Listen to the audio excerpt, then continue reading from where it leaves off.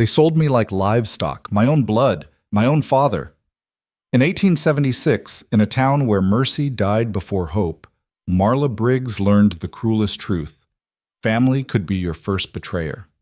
Standing in Deadwood's dusty square, her body mocked, her worth measured in insults, she became the joke no one wanted to buy. Too heavy, too loud, too wrong. But when a silent mountain man offered her something no one ever had, a choice instead of chains, everything changed. This is her story. Stay until the end. Hit that like button. Comment what city you're watching from. I want to see how far this story travels. The sun beat down on Deadwood like a hammer on an anvil, merciless and unforgiving. Dust rose in lazy spirals from the unpaved street, coating everything. Boots, wagon wheels, dreams, in a layer of grit that never quite washed away. The town had sprung up almost overnight when gold was discovered in the Black Hills, a sprawling collection of hastily built structures that leaned against each other like drunks stumbling home.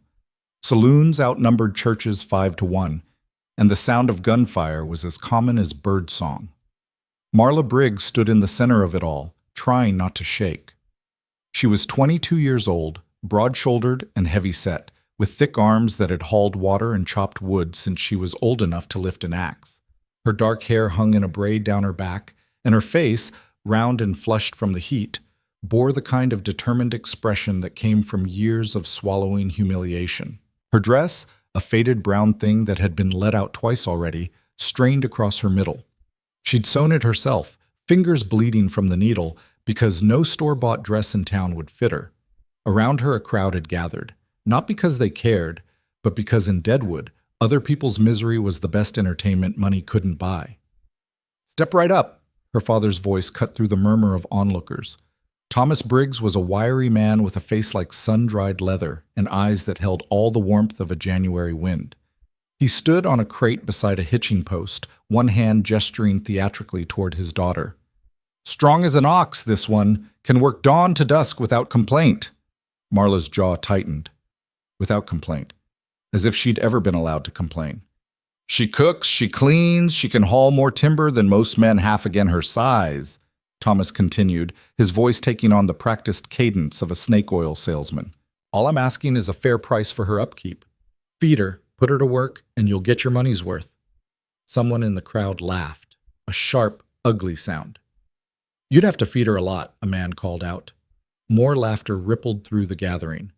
Marla felt heat crawl up her neck, but she kept her eyes fixed on a point somewhere above the crowd's heads. She'd learned long ago that looking at their faces only made it worse. Seeing the disgust, the amusement, the way they looked at her like she was something less. Her brother James stood off to the side, arms crossed over his chest. He was 2 years younger than Marla, lean and sharp-featured like their father. He'd always been the favored child, the son who would carry on the family name, who would make something of himself. While Thomas sold timber and whiskey to the miners, James had learned the trade, learning to smile and shake hands and make deals. Marla had learned to stay out of the way. "Come now." Thomas spread his arms wide, playing to the crowd. "Surely someone here needs a strong worker. She's healthy, obedient." "Obedient?" Someone interrupted. "That one? I seen her mouth off to old Peterson last week when he tried to short her on flour." "She's got a tongue on her, that's for sure," another voice agreed. Thomas's smile thinned, but he recovered quickly. "High-spirited, perhaps, but nothing a firm hand can't manage." Marla's fingers curled into fists at her sides. She wanted to scream, wanted to run, but she'd tried running before, when she was 16 and thought she could make it to Cheyenne on foot. Her father had tracked her down within 2 days, dragged her back by her hair, and locked her in the root cellar for a week. When she'd emerged, hollow-eyed and shaking, he'd made it clear. She was property, and property didn't get to choose. "What's the asking price, Briggs?" A portly man in a stained vest pushed his way to the front. Marla recognized him, Silas Drummond, who ran one of the larger mining operations north of town. He had a wife and 3 daughters, all of them delicate and pretty in their ribbons and lace. "Reasonable," Thomas said smoothly. "Very reasonable for a girl this capable." $50, Drummond said flatly. The crowd murmured. $50 was decent money, more than most laborers made in 2 months. Thomas hesitated, and Marla saw the calculation in his eyes. He'd been expecting more, probably. Had probably convinced himself that someone desperate enough would pay twice that. 75, Thomas countered. Drummond snorted. 50, and I'll take her off your hands today. Otherwise, good luck finding another buyer. The silence that followed was heavy. Marla could feel her father's anger radiating off him in waves, but she also knew he was trapped. No one else had made an offer. No one else would make an offer. 70, Thomas tried one more time. 50, or I walk. Thomas Briggs looked at his daughter, really looked at her, and for just a moment Marla thought she saw something that might have been regret flicker across his face. Then it was gone, replaced by cold practicality. 60, and we have a deal. Drummond considered this, then shrugged. 60 it is. The crowd erupted in scattered applause and jeers. Someone whistled. Marla felt the world tilt slightly, like the ground had dropped away beneath her feet. $60. That's what her father thought she was worth. Drummond reached into his coat and produced a leather pouch. He counted out the bills slowly, making a show of it, while Thomas watched with hungry eyes. When the money changed hands, her father didn't even glance in her direction. She's all yours, Thomas said, pocketing the cash. Drummond turned to Marla, his eyes traveling up and down her body in a way that made her skin crawl. Well then, let's get you back to the house. My wife will find work for you. He started to reach for her arm. Wait.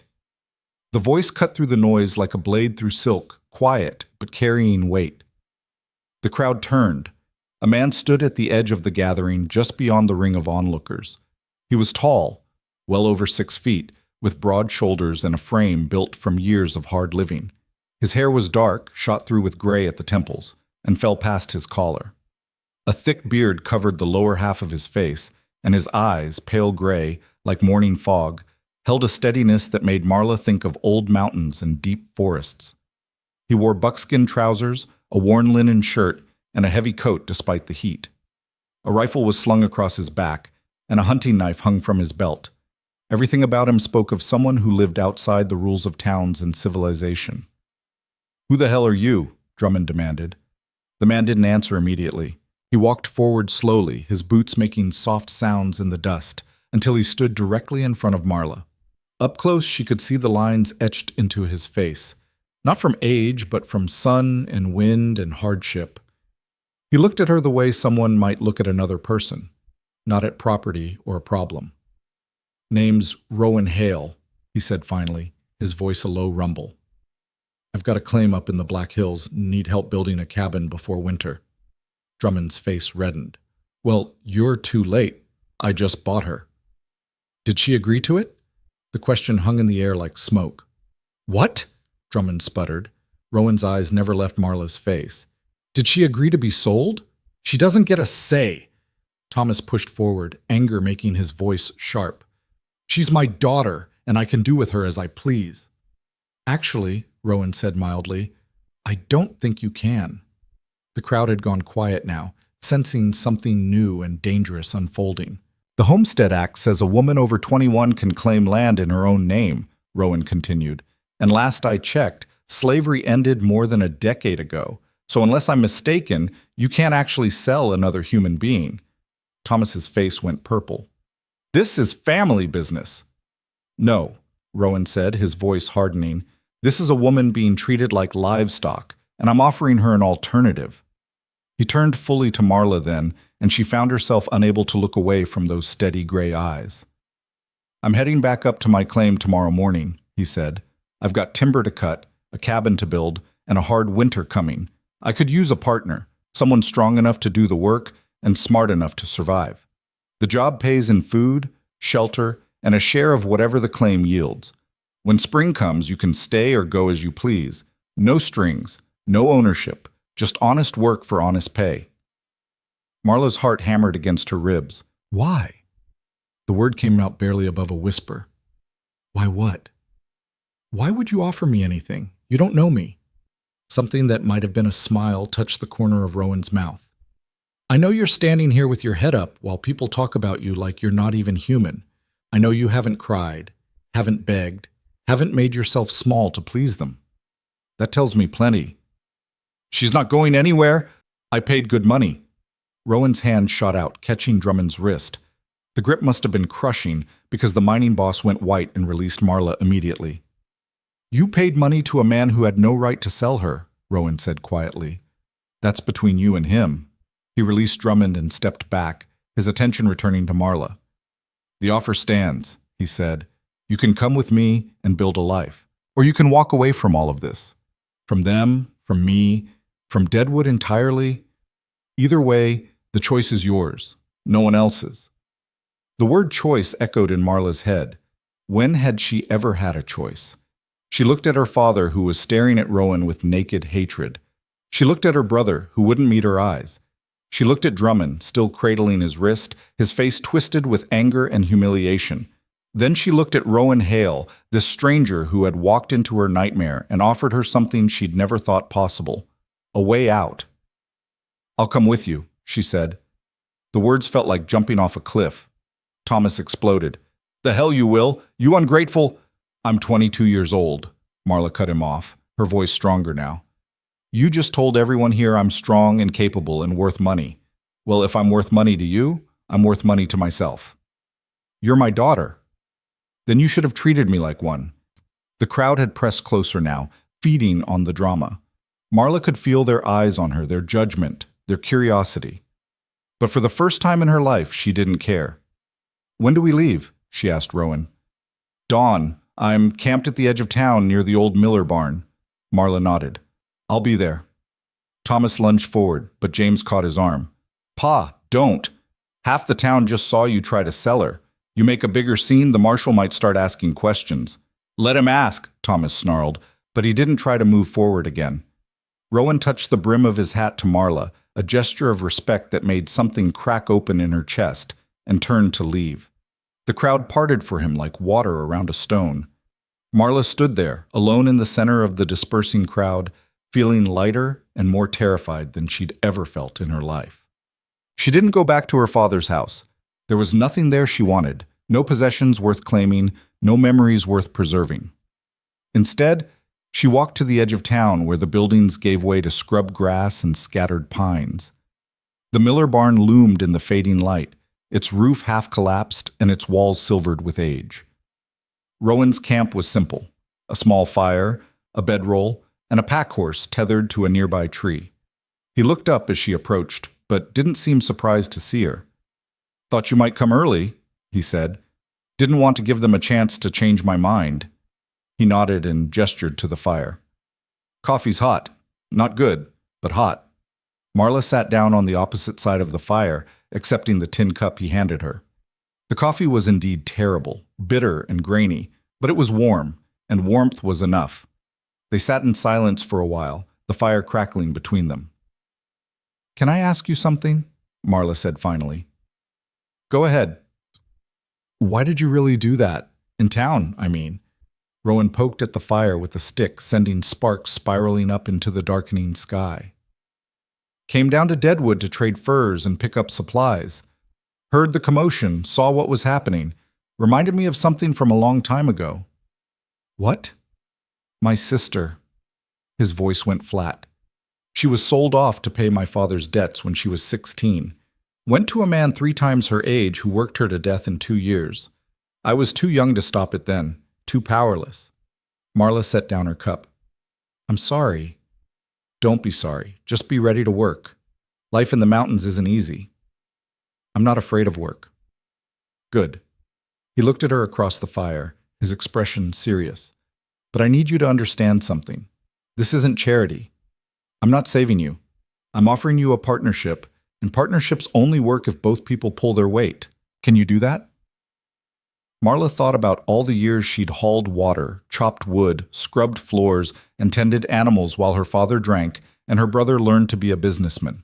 She thought about the calluses on her hands, the strength in her back, the stubborn refusal to break that had kept her going through everything. I can do that, she said. Then we leave at first light. The sun rose in shades of gold and crimson, painting the eastern sky with colors that seemed too beautiful for a town as ugly as Deadwood. Marla woke to the sound of Rowan breaking camp, moving with the quiet efficiency of someone who'd done it 1,000 times before. She helped him pack, learning the system without being told, supplies in the saddlebags, bedroll tied behind the saddle, rifle checked and secured. The pack horse, a sturdy mare with a graying muzzle, accepted her touch without flinching. They were ready to leave when Thomas appeared. He came alone, without James, and for a moment Marla thought he'd come to apologize, to tell her he was sorry, that he'd made a mistake, that he wanted her to stay, but the look on his face killed that hope before it could fully form. "You're making a mistake," he said flatly. "No, I'm not. You don't know this man. You don't know what he wants from you." Marla glanced at Rowan, who stood beside his horse, watching the exchange with an unreadable expression. "He's given me more respect in one day than you've given me in 22 years, she said. Thomas flinched, but his eyes stayed hard. "You think you're so smart, so strong. You'll come crawling back within a month and I won't take you in." "Good." The word came out sharp and clean, like a door slamming shut. Thomas stared at her, his mouth working soundlessly. Then he turned and walked away without another word. Marla watched him go, waiting for the sadness to hit. The regret, the doubt. It never came. "You ready?" Rowan asked quietly. She turned to find him holding the pack horse's lead rope, offering it to her. "I'm ready." They left Deadwood as the town was waking, riding north toward the Black Hills. Marla looked back only once, seeing the ramshackle buildings and muddy streets fade into the distance.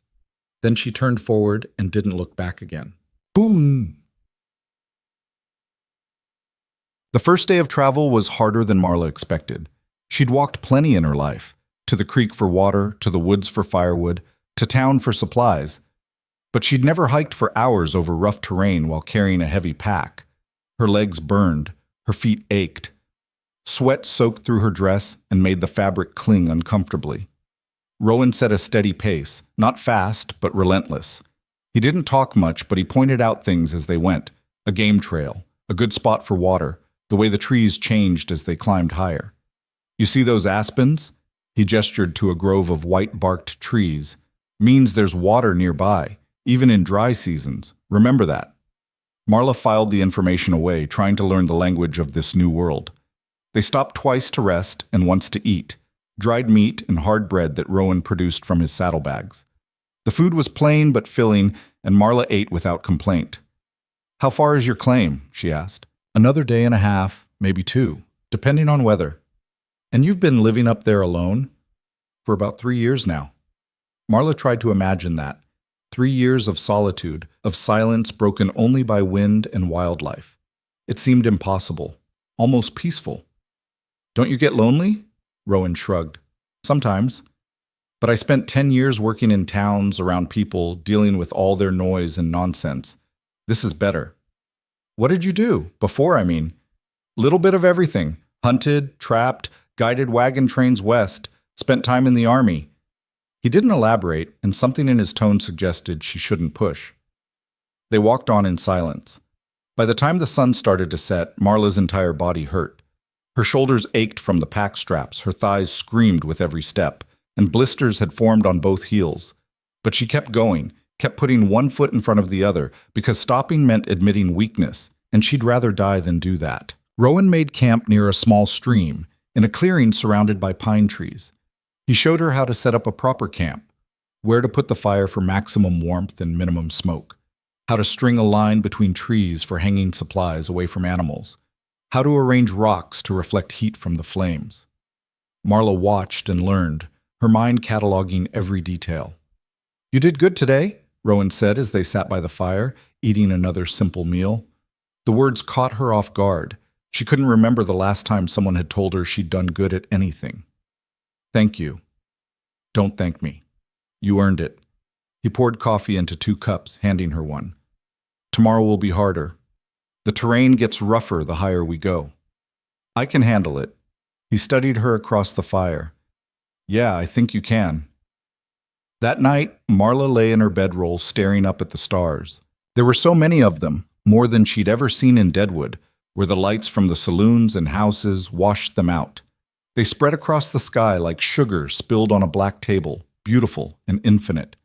For the first time in her life, she fell asleep feeling something that might have been hope. The second day was, as promised, harder. The trail climbed steadily, winding through dense forest and over rocky outcroppings that required careful navigation. Marla's legs, already sore from the previous day, protested every step. Her back ached from the weight of the pack. The blisters on her heels had burst and now rubbed raw with every movement. But she didn't complain. Rowan had been right. This was a partnership, and partnerships meant equal weight. If she started whining about discomfort, she'd prove everyone in Deadwood right, that she was weak, that she couldn't handle real work, so she gritted her teeth and kept going. Around midday, they stopped at a small waterfall that cascaded down a moss-covered rock face. Rowan filled their water skins while Marla sat on a fallen log, trying not to think about how much her feet hurt. "Take off your boots," Rowan said. "What?" "Your feet. Let me see them." Marla hesitated, embarrassed, but he was already crouching beside her with a no-nonsense expression. Reluctantly, she unlaced her boots and peeled off her socks. Her feet were a mess, blisters, raw skin, and the beginning of what would probably be spectacular bruises. Rowan whistled low. "Why didn't you say something?" "Didn't want to slow us down." "Pride's only useful if it doesn't cripple you." He reached into his pack and pulled out a small tin. "This is salve. Made it from pine resin and bear fat. Smells terrible, but works." He was right. It did smell terrible, like rancid meat mixed with turpentine. But when he spread it gently over her blisters, the pain eased almost immediately. "We'll rest here for an hour," he said, wrapping her feet in clean cloth. "Give the salve time to work." "I don't need—" "Yes, you do. And so do I." He sat back on his heels, meeting her eyes. "Marla, I meant what I said about this being a partnership. That means you don't have to prove anything to me. If you're hurt, tell me. If you're tired, tell me. I'm not your father. I'm not going to punish you for being human." The words hit her harder than they should have. She nodded, not trusting her voice. They rested by the waterfall, eating and refilling their supplies. Marla soaked her feet in the cold stream water, wincing at first, but then sighing in relief as the ice-cold temperature numbed the pain. "How much farther?" she asked. "We'll reach the claim by nightfall, if we keep a steady pace." "What's it like? Your land, I mean." Rowan leaned back against a tree, his eyes distant. "Beautiful. There's a meadow about 10 acres wide, surrounded by forest. Creek runs right through the middle of it, never goes dry, even in late summer. Good hunting nearby, plenty of timber for building. In winter, the snow gets deep, but the valley's sheltered from the worst winds." "Sounds like paradise." "It will be, once there's a cabin. Right now it's just a meadow with a tent." Marla smiled despite herself. "So we've got work to do." "More than you can imagine." They reached the claim just as the sun touched the western horizon, painting the sky in shades of orange and purple. And Rowan had been right. It was beautiful. The meadow spread before them like a green ocean, dotted with wildflowers that swayed in the evening breeze. The creek Rowan had mentioned ran along the eastern edge, its water clear and cold and singing over smooth stones. Pine and aspen trees surrounded the valley on all sides, creating a natural barrier that made the space feel both open and protected. In the center of it all sat a canvas tent, weathered but intact, with a fire ring of stones arranged in front. "Home," Rowan said simply.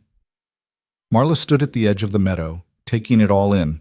No neighbors, no noise, no one to judge her, mock her, or tell her she was worthless. Just space, just possibility. "It's perfect," she whispered. Rowan dismounted and began unpacking the horses.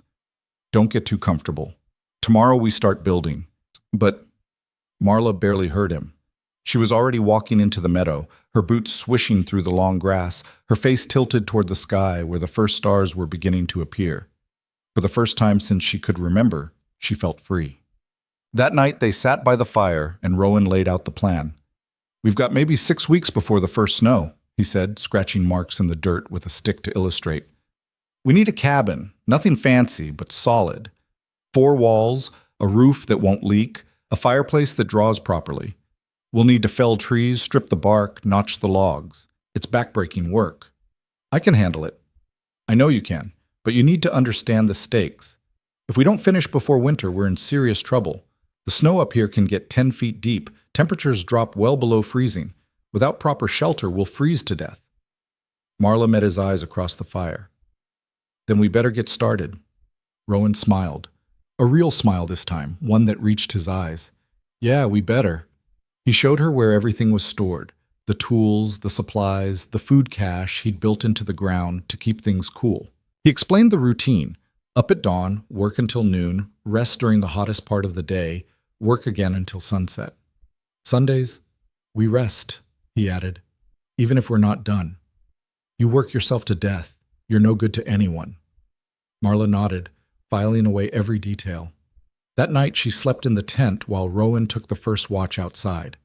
The canvas walls flapped gently in the breeze, and somewhere in the distance an owl called. Marla lay on a bedroll that smelled of pine and earth, her body exhausted but her mind sharp. She thought about her father's face when she'd walked away, about Drummond's angry eyes, about the crowd in Deadwood laughing at her, betting on how quickly she'd fail. Let them laugh. Let them bet. She was going to prove every single one of them wrong. And as she drifted off to sleep, Marla Briggs smiled. Dawn came cold and sharp, the kind of mountain morning that made breath visible and turned dew into frost. Marla woke to the sound of an axe biting into wood, steady, rhythmic, purposeful. She crawled out of the tent, her muscles screaming in protest from the previous day's travel, to find Rowan already at work. He'd felled a young pine during the night, and now he stood shirtless despite the chill, splitting it into manageable sections. Sweat gleamed on his shoulders despite the cold air, and his movements had the practiced efficiency of someone who'd done this 1,000 times. "You're up," he said without stopping his work. "There's coffee by the fire. Drink it, eat something, then meet me at the tree line. We've got timber to mark." Marla poured herself a cup of the bitter brew and chewed on a piece of hard bread, watching him work. Each swing of the axe was precise, powerful, and the wood split clean every time. She'd chopped plenty of firewood in her life, but this was different. This was art disguised as labor. When she finished eating, she walked to where Rowan stood among the trees at the meadow's edge. He'd set down the axe and now stood with his hands on his hips, surveying the forest with a critical eye. "See those pines?" He pointed to a cluster of tall, straight trees about 30 yards into the woods. "Those are what we need, 8 to 10 inches in diameter, at least 20 feet tall, as straight as we can find. We'll need about 60 of them for the cabin." Marla did the math in her head. 60 trees, 6 weeks. That was 10 trees a week, plus stripping, notching, and actually building. "That's a lot of work," she said. "Yes, it is."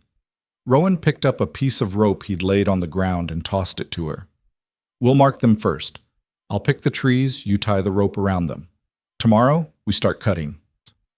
They spent the morning walking through the forest, Rowan's experienced eye picking out the best candidates while Marla tied rope markers around each one. He taught her what to look for: trees with minimal taper, no major branches for the first 12 feet, bark that wasn't too damaged or diseased. "Why does the bark matter?" she asked, tying rope around the 15th tree. "Beetles. They get under damaged bark, weaken the wood. A log might look fine on the outside but be rotted through the core. Can't risk that in a load-bearing wall." "How did you learn all this?" "My grandfather.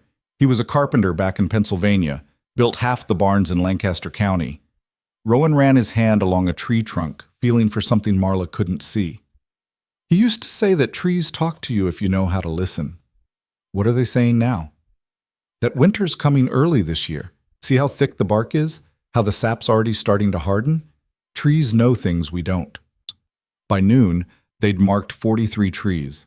Marla's arms ached from reaching up to tie the ropes, and her feet still throbbed despite the salve, but she felt a strange satisfaction in the work. Each marked tree was a promise, a piece of the future cabin taking shape in her mind. They ate a quick lunch by the creek, more dried meat and bread, supplemented with wild strawberries Rowan had spotted growing along the bank.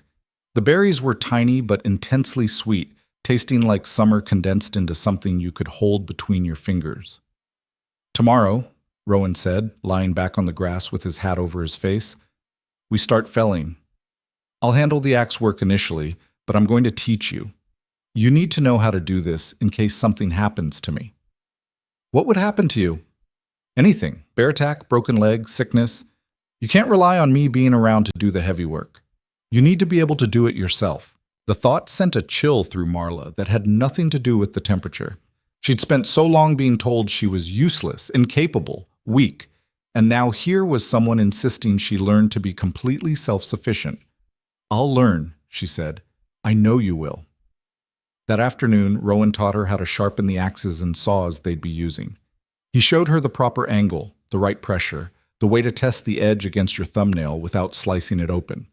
Marla's hands, already calloused from years of hard work, took to the task naturally. "You've got good hands," Rowan observed, watching her work. "Strong, steady." No one had ever complimented her hands before. They were too big, too rough, too mannish. At least that's what her mother had always said, back when her mother was still alive. "Thank you," Marla said quietly. As the sun began its descent, they marked the remaining trees and returned to camp. Rowan started a fire while Marla fetched water from the creek, using the tin pails he'd shown her that morning. The water was so cold it made her teeth ache, clear as glass and tasting faintly of minerals. That night, Rowan cooked something that approximated a real meal, rabbit he'd snared the previous week, roasted over the fire with wild onions and herbs. It was the best thing Marla had eaten in weeks, maybe months. "How'd you learn to cook?" she asked, savoring each bite. "Necessity. You live alone long enough, you either learn or starve." He poked at the fire with a stick. "My wife used to do most of the cooking before—" He trailed off and Marla sensed a door closing. She didn't push. "I can cook," she offered. "Not fancy, but I can make do with whatever's available." "Good. We'll trade off. Whoever doesn't cook that night handles cleanup." It was such a simple statement, such an ordinary division of labor, but it made Marla's chest tighten. Partnership. Equality. These weren't just words to Rowan. They were the foundation of how he lived. That night, as Marla lay in the tent listening to the wind whisper through the pines, she thought about the 60 marked trees waiting in the forest. Each one represented hours of backbreaking work, and together they would become walls, a roof, a home. She fell asleep with dirt under her fingernails and hope in her heart. The next morning, Rowan handed her an axe. It was smaller than his, but still substantial. A 3-pound head on a hickory handle worn smooth by use. The weight of it felt right in her hands, balanced and purposeful. "First rule," Rowan said, leading her to the nearest marked tree, "never take your eyes off your target. Second rule, let the axe do the work. You're just guiding it. Third rule, always know where your feet are. You trip while swinging, you can kill yourself." He demonstrated the proper stance, feet shoulder-width apart, body angled, weight shifting with each swing. The axe rose and fell in a smooth arc, biting deep into the wood with each strike. Chips flew and the sharp scent of fresh pine filled the air. "Your turn," he said, stepping back. Marla approached the tree, mimicking his stance. She raised the axe, feeling the weight of it, the way it wanted to fall. Then she swung. The axe bounced off the bark, jarring her arms all the way to her shoulders. "Too much tension," Rowan said calmly. "You're fighting the axe. Relax your grip on the downswing. Let gravity help." She tried again. This time the axe bit in, but shallow. Better, again. By the 10th swing, she'd found a rhythm. By the 20th, she'd carved a respectable notch into the tree. Her shoulders burned and sweat ran down her back, but she kept going, driven by something that felt like pride mixed with determination. "Good," Rowan said. "Now the other side." They worked through the morning, Marla learning the technique while Rowan moved between trees, his own axe singing its steady song. The forest filled with the sound of their labor, the crack of wood, the thud of falling chips, their heavy breathing in the thin mountain air. When the sun reached its peak, they stopped to rest. Marla's hands were blistered despite the calluses, and her arms shook from exhaustion. But she'd helped fell 2 trees, and they lay on the forest floor like promises kept. "You did well," Rowan said, offering her water. "I'm slow." "You're learning. Speed comes with practice." He wiped sweat from his forehead.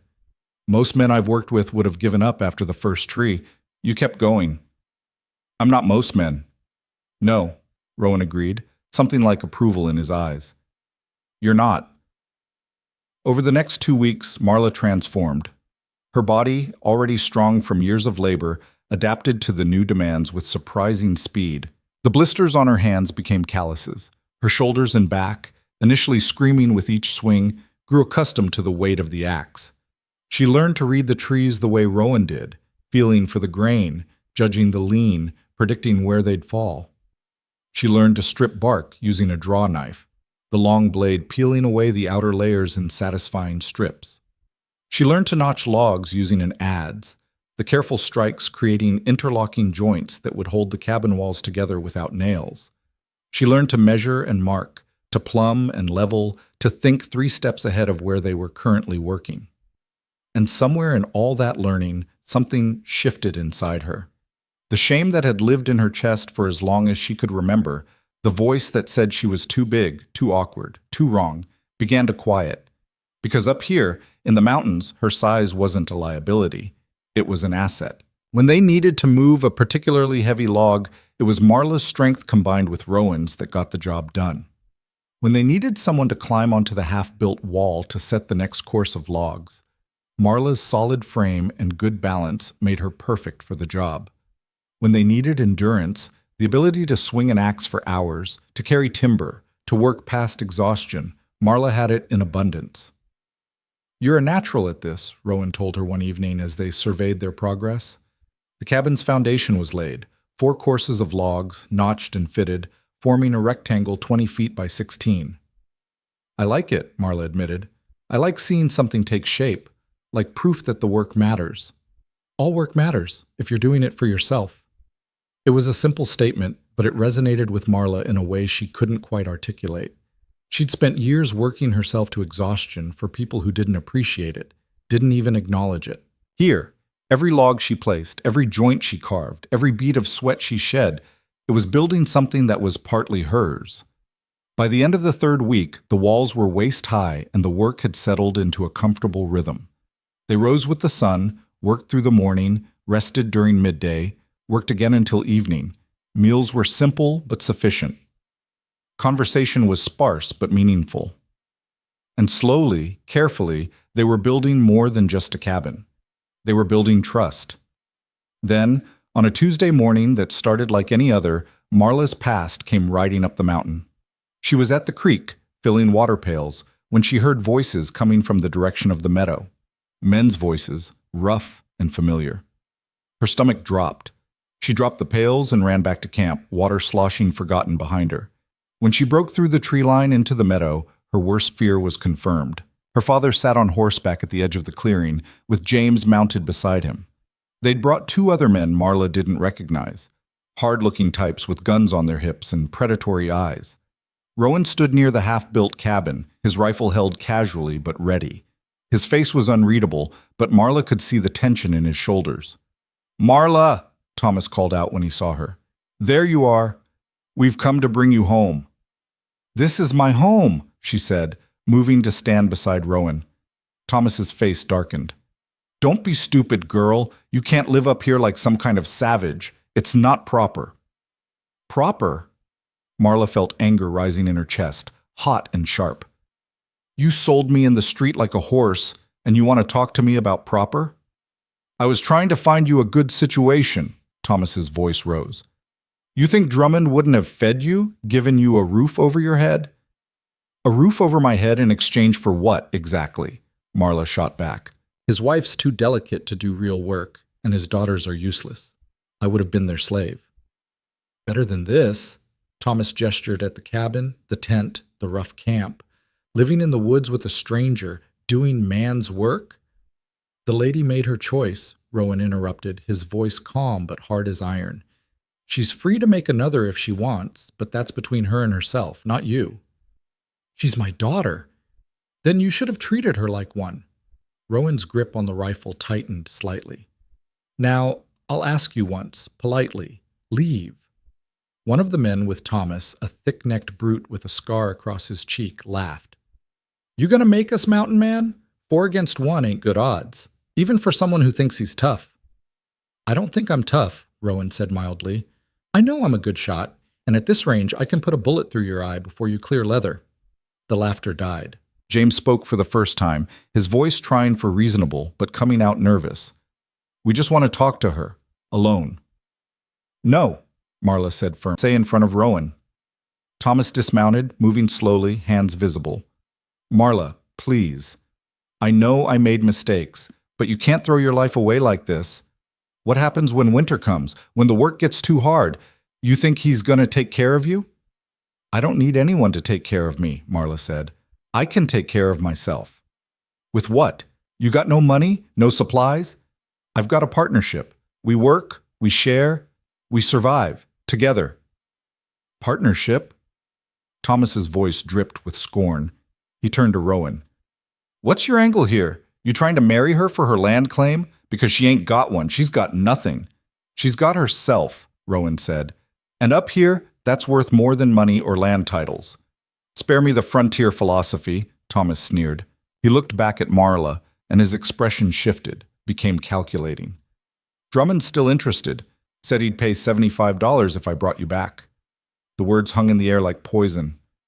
"You came all the way up here," Marla said slowly, "to try to sell me again." "I came to give you an opportunity." "No." Marla's voice came out flat, hard, final. "You came because someone offered you money and you thought I was stupid enough to go along with it. Well, I'm not." "Girl, you listen to me. My name," Marla cut him off, her voice rising, "is Marla. Not girl, not burden, not that one. My name is Marla, and I am done listening to you." Something in her tone must have struck deep, because Thomas actually stepped back. "You walk away from this," he said, his voice shaking with anger, "and you're no daughter of mine. You understand? You'll be dead to me." The words should have hurt, should have cut deep and made her hesitate. Instead, Marla felt something like relief wash over her. "Good," she said. "Then we have nothing more to discuss." Thomas's face went purple. "You ungrateful, worthless!" Rowan raised the rifle, not quite pointing it at anyone, but making the threat clear. "I believe the lady asked you to leave." The man with the scar reached for his gun, but the second stranger, older, with more sense, grabbed his arm. "Not worth it, Cobb. We signed on to ride, not get shot." "Your friends are smart," Rowan observed. "You should listen to them." Thomas stood frozen for a long moment, trembling with rage and humiliation. Then he turned to James. "Let's go." But James was staring at Marla with something that looked almost like regret. "Are you sure?" he asked quietly. "Once we leave, you're on your own." Pa meant what he said. "I know he did," Marla replied, "and I'm sure." James nodded slowly, then mounted his horse without another word. Thomas climbed back into his saddle, but before turning his horse, he looked down at Marla one last time. "You'll regret this. When the cold comes, when the food runs out, when you realize how hard life really is, you'll regret it." "Maybe," Marla said, "but it'll be my regret, my choice, my life." Thomas jerked his reins and spurred his horse. The four riders turned and headed back down the trail, disappearing into the trees. Marla stood frozen, watching them go, her heart pounding so hard she could feel it in her throat. She waited for the tears to come, for the doubt, for the fear, but all she felt was free. Rowan lowered the rifle and set the safety. "You all right?" "Yeah," Marla said, surprised to find it was true. "Yeah, I think I am." That took courage, standing up to family like that. It didn't feel like courage. It felt like survival. Rowan considered this, then nodded. Sometimes they're the same thing. They stood in silence for a moment, the sound of hoofbeats fading into the distance. Then Rowan shouldered his rifle and turned back toward the cabin. "Come on," he said. "We've got walls to finish before those clouds roll in. Storm's coming." Marla looked up. Sure enough, dark clouds were gathering over the western peaks, moving fast. "How can you tell?" "The way the birds are flying, the smell in the air, the trees. See how the leaves are turning their backs? Means wind and rain." They worked through the afternoon with renewed urgency, racing against the weather.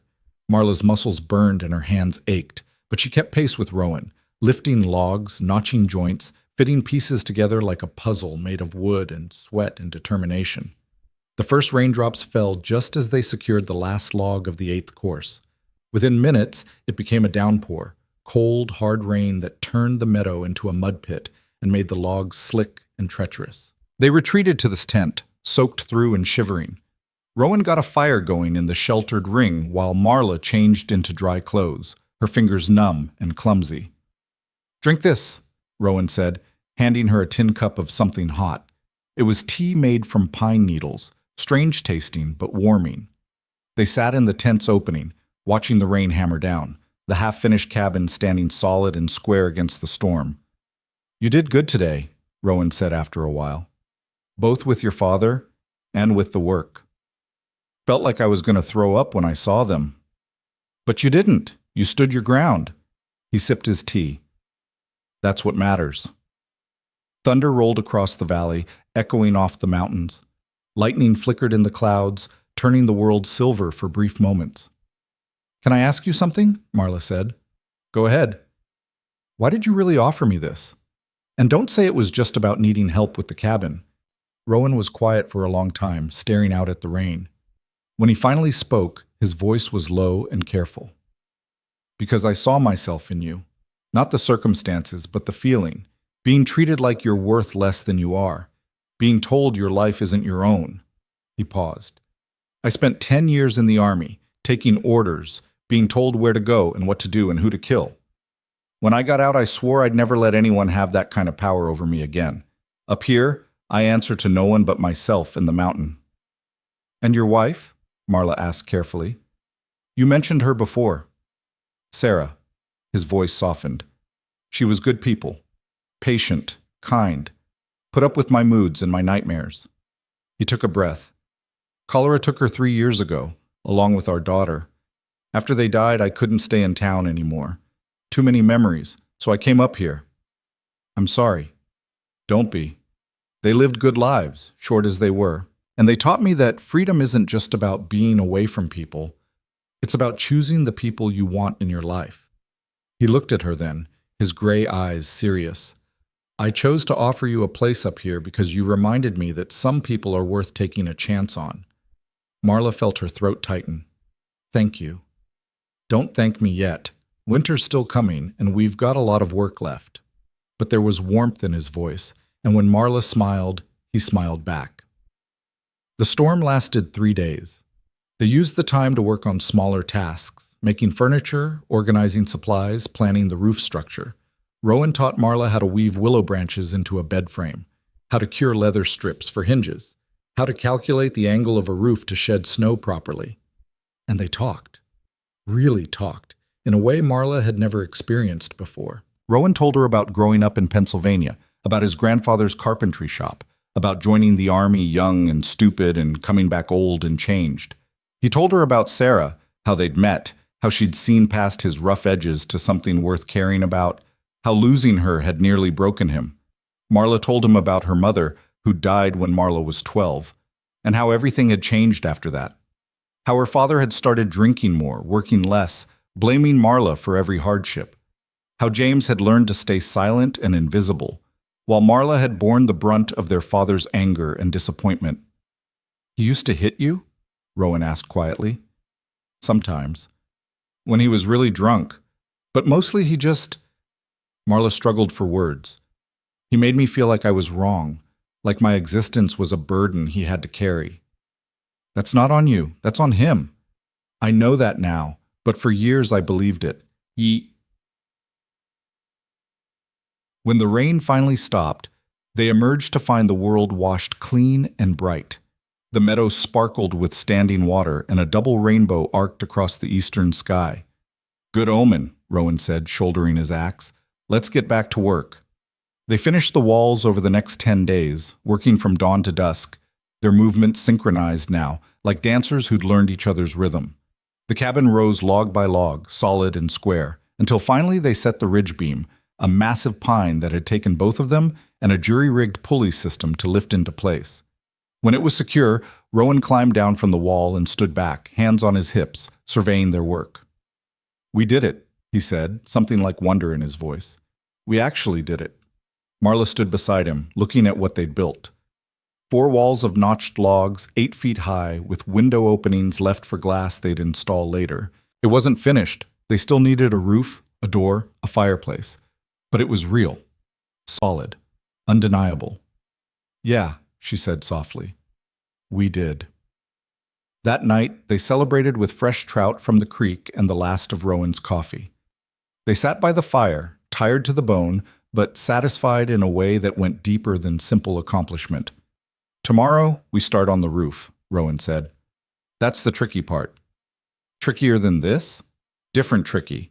We'll need to split shingles, build trusses, make sure the pitch is steep enough to shed snow, but not so steep it catches too much wind." He poked at the fire. "But we've got time, just barely." Marla looked up at the stars, visible now through a break in the clouds. "What happens after we finish? In the spring, I mean. You have a choice to make." "You said that before, but what if I want to stay?"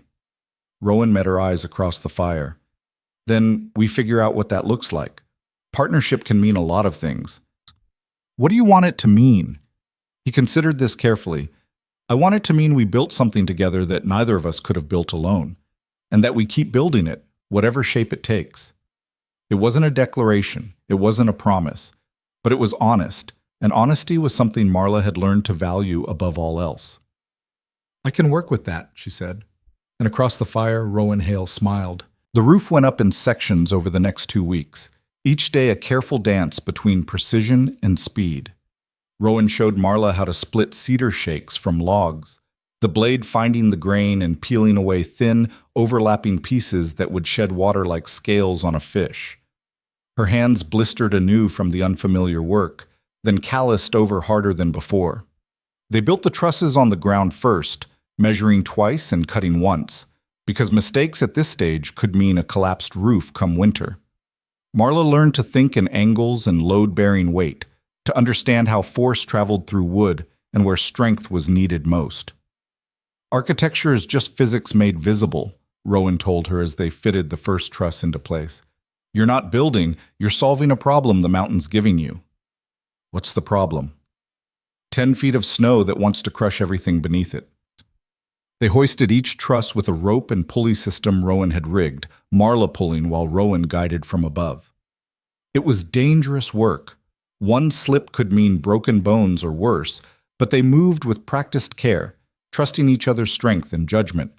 The day they nailed the last shingle into place, the temperature dropped sharply. Marla could see her breath in the afternoon air, and the mountains to the north had turned white overnight.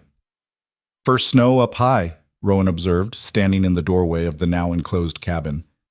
"We've got maybe 2 weeks before it reaches us." "Is that enough time?" "For the fireplace and chimney? If we work fast and nothing goes wrong." Something always went wrong. The rocks Rowan had planned to use for the fireplace turned out to be too soft, crumbling when subjected to heat. They spent 3 days hauling better stone from an outcropping 2 miles away, each trip a grueling hike with 50 pounds of rock strapped to their backs. Then Marla stepped wrong on the return from one trip and twisted her ankle badly. She felt something pop, white-hot pain shooting up her leg, and went down hard. "Don't move," Rowan ordered, dropping his own load and kneeling beside her. His hands were gentle but thorough as he examined the ankle, pressing carefully, watching her face for reactions. "Can you wiggle your toes?" She could, though it hurt. "Not broken then. Bad sprain." He looked up at the sky where clouds were gathering again. "Can you walk?" "I can try." She couldn't. The moment she put weight on the ankle, her leg buckled. Rowan caught her before she fell, then without a word, he swept her up in his arms like she weighed nothing. "I'm too heavy," Marla started to protest. "You're fine, save your breath." He carried her the 1.5 miles back to the cabin, his breathing steady despite the terrain and her weight. Marla had never been carried before, not since she was a small child, and the sensation of being held, of being cared for, made something crack open inside her chest.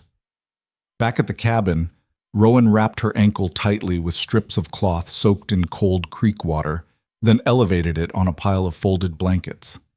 "You need to stay off it for at least 3 days, he said firmly. "Give it time to heal." "We don't have 3 days. The fireplace will get built with or without you hopping around on one leg, making it worse." His tone left no room for argument. I can handle the masonry. You rest. But Marla couldn't just sit still. While Rowan worked on the fireplace, she sharpened tools, mended clothes, and sorted their food supplies. She mixed mortar according to Rowan's specifications, tested the draw on the chimney design using smoke from small fires, and calculated how much firewood they'd need to cut before the first heavy snow. "You're supposed to be resting," Rowan said on the second day, finding her outside on a stool, scraping bark off kindling. "I am resting. See? I'm sitting down." He shook his head, but she caught the hint of a smile. Stubborn. Practical. By the fourth day, her ankle had improved enough to walk with only a slight limp. She found Rowan inside the cabin, covered in stone dust, putting the finishing touches on the fireplace. It was beautiful work. Stones fitted so precisely they looked like they'd grown that way, with a firebox deep enough to heat the entire cabin and a chimney that drew smoke cleanly. "It's perfect," Marla breathed. "It's functional. Perfect would take another month." But she could hear the pride in his voice. That night, they lit the first fire in their new home. The flames caught quickly, and heat began to spread through the cabin, chasing away the chill that had crept into the corners. They sat on the floor with their backs against the wall, watching the firelight dance across the logs they'd cut and shaped and fitted together. "We did it," Marla said softly. "We actually built a house." "We did." Rowan's shoulder pressed against hers, warm and solid. "You did good, Marla. Better than good. So did you." They sat in comfortable silence, exhaustion and satisfaction mixing into something that felt like peace. Outside, the wind picked up, carrying the scent of coming snow. The next morning dawned gray and heavy, the kind of sky that promised weather. Marla was outside splitting firewood when she heard horses again. Her stomach clenched. Not again. Not now, when they were so close to being ready for winter. But when the riders emerged from the tree line, it wasn't her father. It was worse. Silas Drummond sat astride a large bay horse, flanked by the same two hired men from before, Cobb with his scar, and the older one whose name Marla still didn't know. Behind them rode 3 more men, all armed. Rowan stepped out of the cabin, rifle already in hand. Marla dropped the axe and moved to his side. "Drummond," Rowan said flatly, "you're a long way from your mine." "I'm a long way from my $60 too," Drummond replied. His face was red from the cold and from anger. "I paid good money for this girl, and I mean to collect what's mine." "She's not yours," Marla said, her voice steady despite the fear crawling up her spine. "I never agreed to any sale." "Your father had the right. My father had no rights over me. I'm 22 years old and a free citizen. He couldn't sell me any more than he could sell the president." Drummond's eyes narrowed. "You've gotten mighty mouthy since you ran off. That mountain man teaching you to talk back?" "I'm teaching myself to live free," Marla shot back.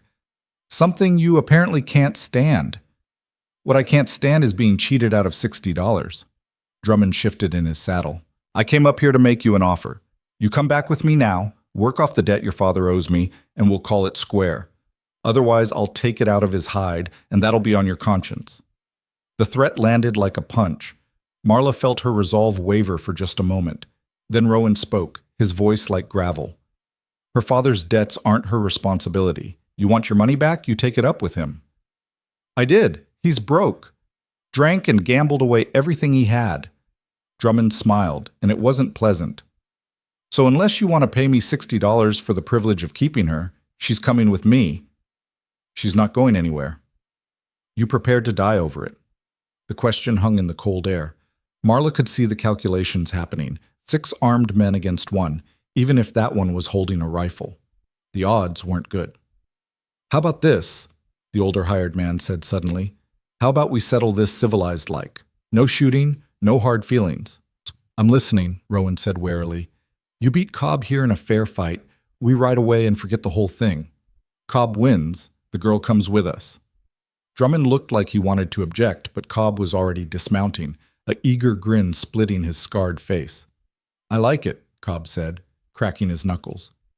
"Been too long since I had a good scrap." "No," Marla said immediately. "This is insane. I'm not property to be wagered over." "You got a better idea?" Rowan asked quietly. Because I can drop maybe 2 of them before they shoot me, and then you're on your own." He was right, and Marla hated it. She looked at Cobb, thick-necked, heavy-shouldered, with fists like sledgehammers and a reputation for brutality. Then she looked at Rowan, 15 years older than his opponent. "He'll kill you," she whispered. "Maybe. Or maybe I'm tougher than I look." Rowan handed her the rifle. "If things go south, you run. Don't look back, don't try to help, just run for the mining camp at Rockerville. Tell them what happened." "Rowan, promise me, Marla." She couldn't speak, so she just nodded. Rowan stepped forward, removing his coat and rolling up his sleeves. Cobb did the same, revealing arms covered in scars and prison tattoos. They circled each other in the space between the cabin and the tree line, boots crunching on frost-stiff grass. The hired men formed a loose ring around them, hands near their weapons but not drawing. Drummond watched from horseback, arms crossed, confident. Cobb struck first, a huge haymaker that would have taken Rowan's head off if it had connected. But Rowan wasn't there. He slipped inside the punch and drove his fist into Cobb's ribs, hard and precise. Cobb grunted, more surprised than hurt. "Quick for an old man," Cobb growled. They clashed again, and this time Cobb's fist caught Rowan's shoulder, spinning him halfway around. Rowan rolled with it and came back with an elbow that split Cobb's lip. Blood sprayed across the frost. The fight became brutal quickly. Cobb was stronger, younger, with the kind of raw power that came from years of hard labor and harder living. But Rowan fought like someone who'd learned combat when losing meant dying. Dirty, efficient, targeting joints and soft tissue with surgical precision. Cobb drove Rowan back with a combination of body shots that made Marla wince. Rowan's breathing was labored now, and he was favoring his left side. But when Cobb moved in for what he clearly thought would be a finishing blow, Rowan dropped low and swept his legs. Cobb went down hard, and Rowan was on him instantly, raining down blows. But Cobb was tough. He took the punishment and managed to buck Rowan off, then surged to his feet. They were both bleeding now, both breathing hard. Cobb's eye was swelling shut, and Rowan's lip was split. They circled again, slower this time, each looking for an opening. "You're good," Cobb admitted, spitting blood. "But you're old, and you're tired. I can do this all day." "Then let's see you try." They came together like thunder, trading blows that would have dropped most men. Marla watched with her heart in her throat. The rifle clutched so tightly her knuckles were white. Every time Rowan took a hit, she wanted to scream. Every time he landed one, she wanted to cheer. The fight wore on. Minutes felt like hours. Both men were slowing now, exhaustion taking its toll. Cobb's punches, while still powerful, were becoming wild. Rowan's counters were getting slower, his defense less sharp. Then Cobb made a mistake. He overcommitted on a right cross, putting all his weight behind it. Rowan saw it coming, ducked under, and drove his fist into Cobb's kidney with everything he had left. Cobb's legs buckled.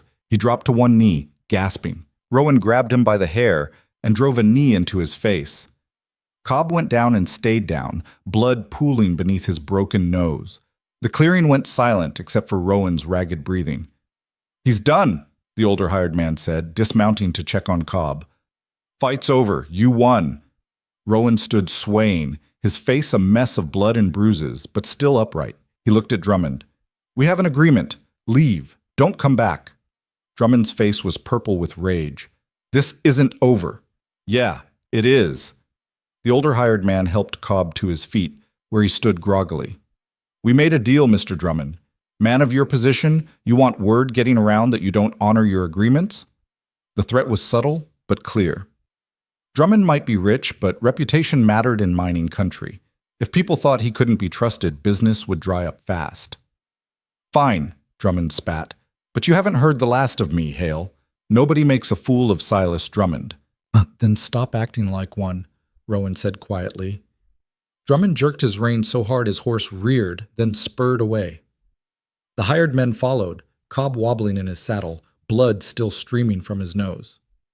The moment they disappeared into the trees, Rowan's legs gave out. Marla dropped the rifle and caught him, easing him to the ground. "Stupid, stupid man," she said, her voice shaking as she examined his injuries. His left eye was swelling shut, his ribs were bruised purple, and his knuckles were split and bleeding. "You could have been killed." "But I wasn't." He managed a pained smile through his split lip. And you're still here. Where else would I be? She helped him into the cabin and made him lie down while she fetched water and clean cloth. Rowan protested weakly but let her tend to his injuries, hissing when she pressed cold compresses to his swelling face. You fought like that before, Marla said as she worked. In the army? And after. When you don't have money or position, sometimes violence is the only currency people respect. He winced as she dabbed at his split knuckles. I'm not proud of it, but I'm not ashamed either. A man does what he has to do to survive. Thank you, Marla said softly, for fighting for me. I didn't fight for you, I fought with you. There's a difference. His good eye found hers. This is your fight as much as mine. Your life. Your choice. I was just evening the odds. Marla felt tears prick her eyes, but she blinked them back. Still, thank you. That night, Rowan ran a fever from his injuries. Marla stayed up with him, changing the cold compresses on his head, making sure he drank water, monitoring his breathing. His ribs worried her most. If one was broken and punctured a lung, they were too far from help. But morning came, and Rowan's fever broke. He was bruised and battered, but alive, and the cabin was still theirs. The first snow fell 3 days later. It started at dawn, fat flakes drifting down lazy and quiet, dusting the meadow in white. By noon it was falling faster, and by evening 6 inches covered the ground. Marla and Rowan, who could now move without groaning, stood in the cabin doorway, watching the world transform. Beautiful, Marla murmured. And deadly, Rowan added. From here on out, we're cut off. No more trips to town, no more visitors. It's just us and the mountain until spring. Good, Marla said. I don't want any more visitors. They spent the next week preparing for the long isolation ahead. Rowan taught Marla how to maintain the trap lines he'd set around the valley, how to ice fish in the creek when it froze over, how to ration supplies so they'd last until the thaw. They cut firewood until they had a pile 8 feet high and twice as long, stacked against the cabin's north wall for easy access. The work was hard, made harder by the cold and the deepening snow. But there was a rhythm to it now, a partnership that had been forged through shared labor and shared struggle. Rowan no longer had to explain what needed doing. Marla saw it herself and acted, and when she had questions, he answered them with patience and respect. One evening, as they sat by the fire mending snowshoes, Rowan spoke without looking up from his work. You've changed since Deadwood. How so? You stand different, walk different, like you're not apologizing for taking up space anymore. Marla considered this. He was right. Somewhere between felling the first tree and building these walls, she'd stopped making herself small, stopped hunching her shoulders to seem less broad, stopped speaking quietly to seem less loud, stopped existing quietly to seem less present. Up here, my size is useful, she said. I can haul timber, move rocks, do heavy work without breaking. In town, all anyone saw was that I was too big. But here, I'm exactly the right size for what needs doing. You were always the right size, Rowan said. The problem was never you. It was them. I know that now. Good. He finished tying off a snowshoe strap and set it aside. Because come spring, you're going to have another choice to make. Marla's hand stilled on her work. What choice? Whether you want to file a land claim. The Homestead Act allows single women to stake claims. 160 acres, same as any man. You could claim the eastern half of this valley. Build your own place. Start your own life. What about you? I've got the western half already filed. We'd be neighbors. He finally looked at her. Or we could file a joint claim as partners, pool our resources, build something bigger together. What about... Marla hesitated. What about marriage? Wouldn't that be the usual way? Usual, maybe. But nothing about this situation is usual. Rowan poked at the fire. I'm 15 years older than you. I've got a past full of violence and ghosts. I'm not exactly a prize. You're not exactly not a prize either, Marla said quietly. They sat in silence for a long moment, the fire crackling between them. I'm not saying no to marriage, Rowan said finally, but I'm not going to push you into it either. You've spent your whole life having other people decide what you should be, who you should be with, what your life should look like. I won't be another person making those choices for you. What if I want you to make the choice? Then you're not ready to make it yourself. His voice was gentle but firm. When spring comes, you need to decide what you want, not what you think you should want, not what would make someone else happy. What do you want, Marla? It was the same question he'd asked her in Deadwood, and she still didn't have a complete answer, but she had the beginning of one. I want to stay here. I want to keep building things with my own hands. I want to wake up every morning and know that what I do matters, that I matter. She paused. And I want to do it with someone who sees me as an equal, not as someone to save or fix or tolerate. Then that's what we'll do. Rowan picked up his snowshoe again. Everything else we'll figure out when the time comes. December brought colder temperatures and deeper snow. The valley became a white wilderness, beautiful and harsh in equal measure. The creek froze solid except for a small section where the current ran too fast, and Marla learned to break through the ice carefully to reach the water beneath. They fell into a routine governed by survival. Wake before dawn to stoke the fire. Melt snow for drinking water. Check the trap lines for rabbits and squirrels. Cut more firewood. Prepare meals. Maintain the cabin and their equipment. Sleep early to conserve lamp oil. It was a hard life, but it was theirs. On Christmas morning, or what they calculated was Christmas, since they'd lost track of the exact date, Marla woke to find a small wooden box on the floor beside her sleeping pallet. Inside was a knife, the handle carved from antler and polished smooth, with her initials carved carefully into the base. For spring, Rowan said when she looked at him with questions in her eyes. When you're ready to claim your own piece of land, you'll need your own tools. Marla ran her fingers over the carved initials. M.B. Marla Briggs. Not her father's name anymore, just hers. Thank you, she whispered. There's more.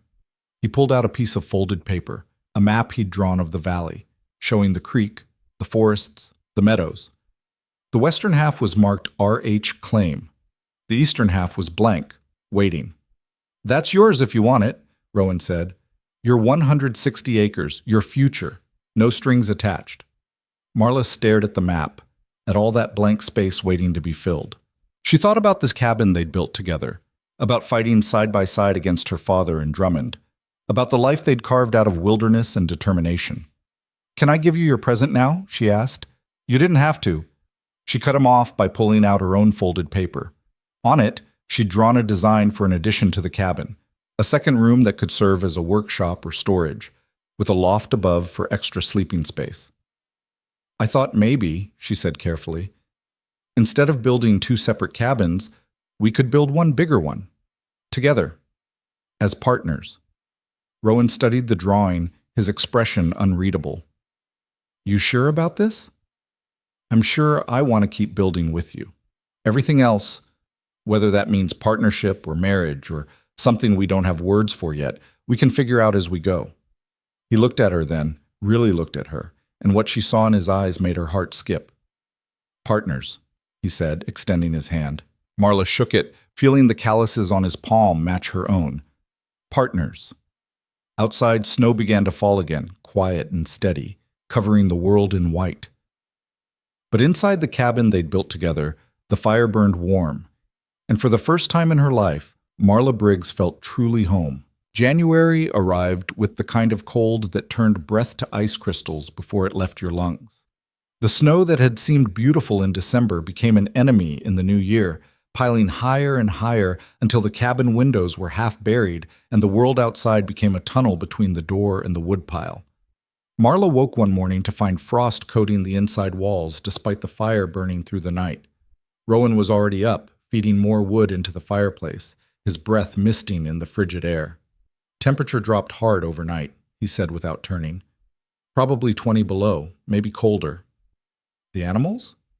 Checked the horses an hour ago. They're fine in the lean-to, but we'll need to break ice from the creek twice today to keep them watered. Marla pulled on her heaviest coat, one Rowan had helped her make from deer hides they'd tanned together, and wrapped a scarf around her face. Even in the few seconds it took to cross from the cabin to the lean-to they'd built for the horses, the cold bit through every layer of clothing like teeth. The horses, Rowan's gelding and the pack horse mare, stood close together for warmth, their breath steaming in the dim light. Marla checked their hooves for ice buildup and spread fresh hay while Rowan hauled water from the creek in buckets that started to freeze before he made it back to the lean-to. "We're going to need more firewood soon," Marla observed as they trudged back to the cabin. "Maybe 2 more days in the current pile." "I know. Problem is, everything's buried under 4 feet of snow." Rowan stamped his boots clean at the door. "We'll have to dig out some of the deadfall near the eastern tree line. It's protected there, might not be as deep." They spent the morning doing exactly that, using snowshoes Rowan had made and taught Marla to walk in. Moving through snow that deep was exhausting work. Each step required lifting your entire leg high, placing the snowshoe carefully, then shifting weight without sinking. By the time they reached the deadfall, Marla's thighs burned and sweat soaked through her undershirt despite the brutal cold. They were loading the second armful of wood into the sled they dragged behind them when Rowan suddenly went still. "What?" Marla asked. "Listen." She did, hearing nothing but wind and the distant sound of snow sliding off pine branches. Then she heard it, a sound that didn't belong. A cough, harsh and wet, coming from somewhere in the trees to their north. Rowan pulled the rifle from where he'd strapped it to the sled. "Stay behind me." They moved forward carefully, following the sound. What they found made Marla's stomach drop. A man lay in the snow, barely conscious, his face gray with cold. He wore a miner's canvas coat and broken boots, and one leg was bent at an angle that made Marla wince. Blood stained the snow beneath him, though whether from the leg or some other injury she couldn't tell. "Help me," the man whispered through cracked lips. "Please." Rowan knelt beside him, checking for weapons first, then examining the injuries. Broken leg, possible frostbite, definitely hypothermia. He's been out here at least a day, maybe more. "We have to get him back to the cabin," Marla said. "If we move him wrong, we could kill him. That leg needs to be stabilized first." Working quickly, they used branches and rope from the sled to create a makeshift splint. The man screamed when they moved his leg, then passed out, which Rowan said was probably a mercy. They lifted him as carefully as possible onto the sled, covered him with the firewood canvas, and began the arduous journey back. It took 3 times as long to return. The sled, weighted with a grown man, kept sinking into the snow despite the packed trail they'd made earlier. Marla's shoulders screamed from the effort of pulling, and Rowan's breathing became labored as he guided from behind, but they didn't stop until the cabin was in sight. Getting the man inside and onto Rowan's own sleeping pallet took the last of their strength. Marla immediately stoked the fire higher while Rowan began the delicate work of removing the stranger's frozen clothes. "Frostbite on his fingers and toes," Rowan muttered, examining the man's extremities. "Not black yet, so there's a chance, but he needs to warm up slowly, or the shock could kill him." They wrapped him in every blanket they had, tucked heated stones from the fire near his feet and hands, but not touching, Rowan warned, as direct heat could damage frozen tissue, and forced warm broth between his lips whenever he was conscious enough to swallow. For 3 days, the stranger hovered between life and death. Fever took him the second night, and he thrashed and screamed about cave-ins and darkness and someone named Catherine who hadn't made it. Rowan and Marla took turns sitting with him, keeping him warm, getting fluid into him, making sure he didn't thrash hard enough to re-injure his leg. "Why are we doing this?" Marla asked on the 3rd night, exhausted from lack of sleep and the constant care. "We don't know him. He could be a criminal, a deserter, anything. Because if we were out there freezing to death, I'd hope someone would do the same for us," Rowan said simply. "Besides, you know what it's like to have people decide you're not worth saving. You want to be like them?" The words hit home. Marla thought of Deadwood, of the crowd watching her father try to sell her, of the indifference in their eyes. "No," she said quietly. "I don't." The stranger's fever broke on the 4th day. He woke to find Marla spooning broth into his mouth, and his eyes, blue and clear now instead of fever-glazed, focused on her with confusion. "Where am I?" His voice was hoarse from screaming. "Our cabin, in the Black Hills. My partner and I found you in the snow." "Partner?" "Rowan Hale. He's checking the trap lines." Marla set down the broth. "What's your name?" "Marcus. Marcus Webb." He tried to sit up, winced, and fell back. "How long have I been here?" 4 days. You had a bad fever." "My leg. broken, but set properly. You'll walk again, though it'll take time to heal. Marcus closed his eyes, and for a moment Marla thought he'd passed out again. Then she saw tears leaking from the corners of his eyes. "I thought I was dead," he whispered. "I prayed for it toward the end. The cold was so—" "What happened to you?" "Mine collapse. Up at the Sterling Creek operation. Tunnel came down on 12 of us. I made it out with just the broken leg, but some of the others—" He swallowed hard. "My sister Catherine was bringing us lunch when it happened. She was inside trying to get to her husband when the second collapse hit." "I'm sorry," Marla said, meaning it. "I tried to get back to Deadwood, but I got turned around in the snow. Stupid. I know these mountains, but in a whiteout, everything looks the same." He opened his eyes again. "Thank you for not leaving me out there. Anyone would have done the same." "No," Marcus said with bitter certainty. "They wouldn't. I've seen men step over bodies in the street because stopping to help meant missing a good claim. You saved my life when you didn't have to. That means something." When Rowan returned an hour later, Marcus repeated his thanks. Rowan accepted them with a nod but didn't linger on the gratitude. "You're welcome to stay until your leg heals enough to travel," he said. "But you should know, we're low on supplies. Winter's been harder than expected, and we didn't plan for a third person. Food's going to be tight." "I'll take as little as possible," Marcus promised. "And when I can move around, I'll help however I can." True to his word, within a week Marcus was hobbling around the cabin on a crutch Rowan had fashioned for him, helping with small tasks. He couldn't go outside yet. The cold and the deep snow made that impossible with his injury, but he could mend clothes, sharpen tools, tend the fire, and help prepare meals. He was also, it turned out, educated. In the long, dark evenings, he told them about growing up in Boston, about studying engineering before the lure of Western gold had pulled him away from comfort and civilization. "My father said I was a fool," Marcus admitted one night. "Said I'd throw away a good future for a chance at riches that would never come. He was probably right." "Did you find any gold?" Marla asked. "Some, enough to keep hoping, never enough to get rich." He adjusted his splinted leg with a grimace. "Catherine's husband, though, Samuel, he found a decent vein last summer. They were planning to go back east, buy a house, start a family properly. Now—" The unfinished sentence hung heavy in the air. As January wore on into February, the food situation became critical. The rabbits they'd been catching regularly seemed to have vanished, either dead from the cold or huddled too deep in their burrows to reach the traps. The smoked venison from autumn was nearly gone. The flour and cornmeal were running dangerously low. Rowan went out hunting despite the brutal cold, sometimes staying gone for 2 or 3 days at a time, ranging farther from the cabin in search of game.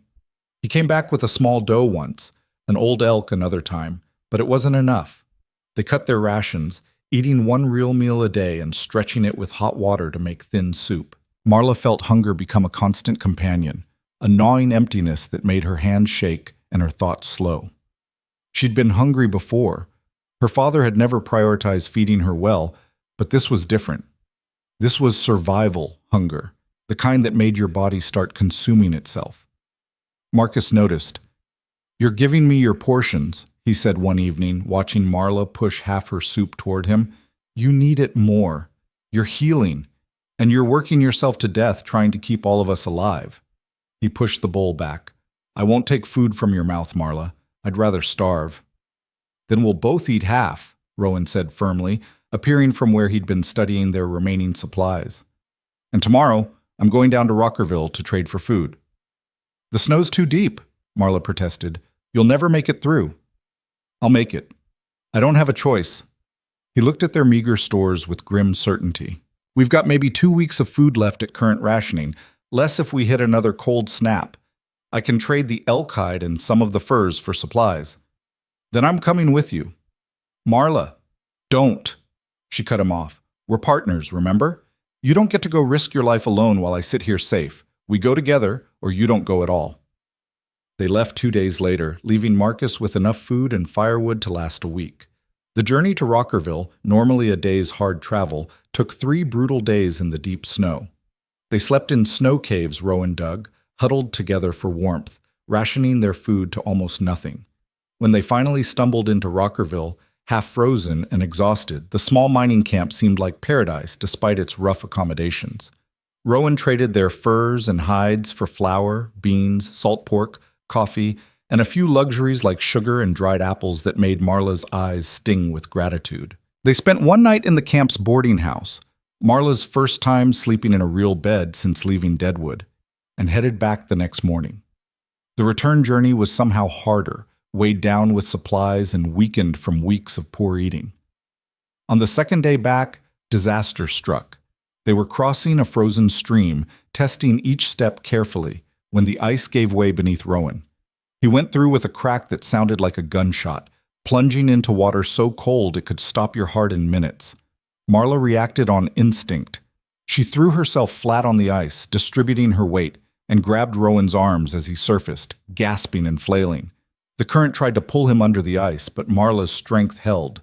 She hauled backward, ignoring the ice cutting into her stomach, using every ounce of power in her shoulders and back. She dragged him out inch by inch, his clothes freezing solid the moment they left the water. When he was finally on solid ice, she didn't waste time celebrating. She got him to shore, stripped off his frozen clothes with numb fingers, and wrapped him in every dry garment they had. But it wasn't enough. Rowan's lips were blue, his breathing shallow, and he couldn't stop shaking.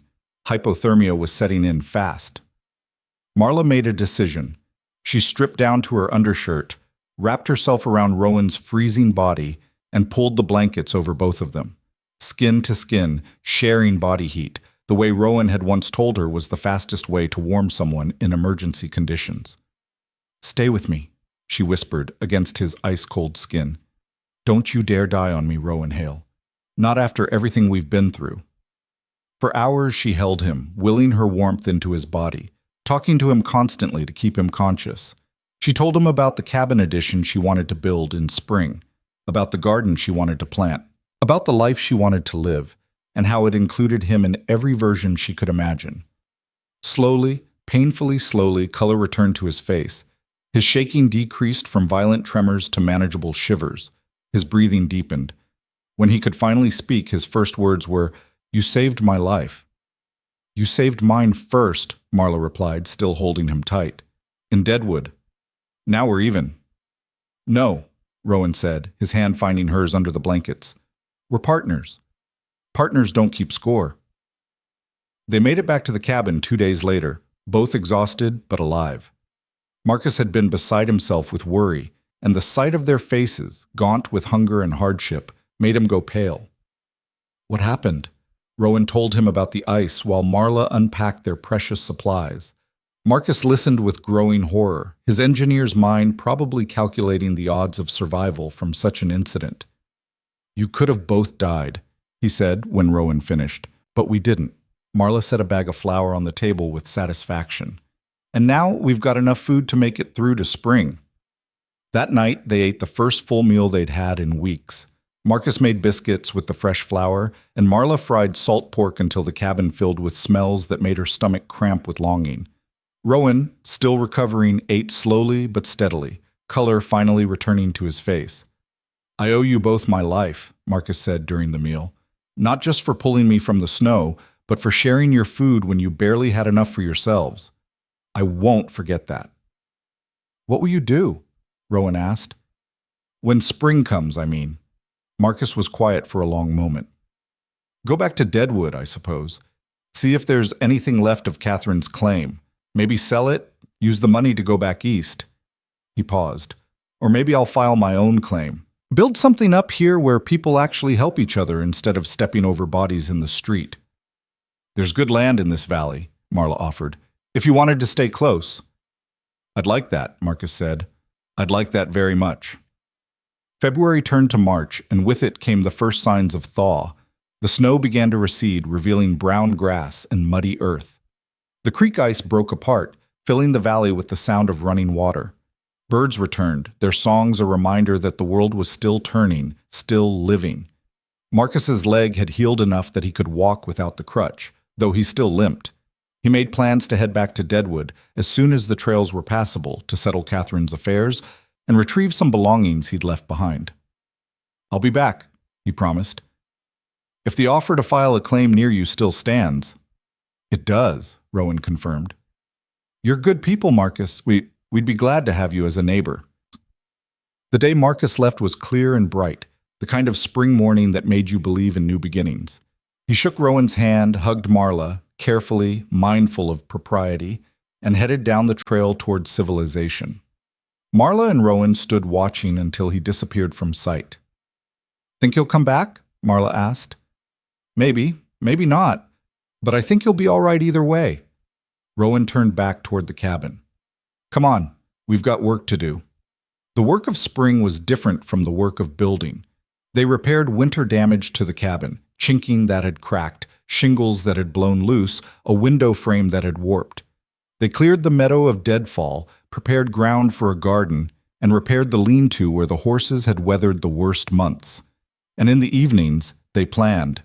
Marla spread out her drawing of the cabin addition, refined now with measurements and details she'd thought through during the long winter nights.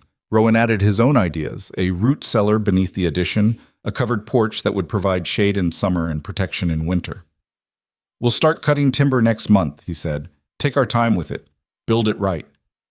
And my land claim? Rowan pulled out the map he'd given her at Christmas, the eastern half still blank and waiting. You should file it. Even if we're building together, you should have your own land, your own future secured legally. What about us? The question had been building for months, and Marla finally let it out. This partnership, what does it look like going forward? Rowan set down the map and looked at her directly. What do you want it to look like? I want... Marla searched for words. I want what we have now, but official. I want to build a life with you, Rowan. Not because I need to, not because I have no other options, but because I choose to. Because you see me as an equal, and I see you the same way. Are you asking me to marry you? There was warmth in his voice, maybe even amusement. Maybe I am. Marla felt her heart hammering. Is that all right? Rowan reached across the table and took her hand. His palm was calloused and scarred, matching her own. Marla Briggs, he said seriously, I would be honored to be your husband, if you'll have me. I'll have you, Marla whispered. They were married on a May morning by a traveling preacher who made the rounds through the mining camps. Marcus came back for the ceremony, as did a handful of other miners and settlers who'd come to know Rowan over the years. It was simple, no fancy dress, no elaborate feast, just two people making promises to each other under a sky so blue it hurt to look at. But when the preacher pronounced them married and Rowan kissed her, Marla felt something settle in her chest that she'd been missing her whole life. Belonging. Not to someone, but with someone. After the ceremony, as their small gathering of friends shared a meal in the meadow, a well-dressed man on horseback approached. He wore a suit too fine for the mountains and carried himself with the authority of someone used to being obeyed. I'm looking for Rowan Hale, he said. That's me. Rowan stood, his hand automatically moving toward where his rifle leaned against the cabin wall. Relax, Mr. Hale. I'm not here for trouble. My name is Harrison Caldwell. I represent the Territorial Education Board. He dismounted, pulled an envelope from his saddlebag, and handed it to Rowan. We've heard there are families settling in this valley. The Territory is prepared to fund a school, if someone qualified is willing to teach. Rowan opened the envelope, scanned the contents, then handed it to Marla. She read through the official language, her heart beginning to race. The Territory would provide funding for a teacher's salary, books, and supplies. All they needed was someone willing to take on the role and a suitable building to hold classes. I can read and write, Marla said slowly, looking up at Caldwell. And do figures. My mother taught me before she died. Can you teach others? Marla thought about Marcus, about the other miners and settlers they'd met, about the children who would inevitably come as more families moved into the valley.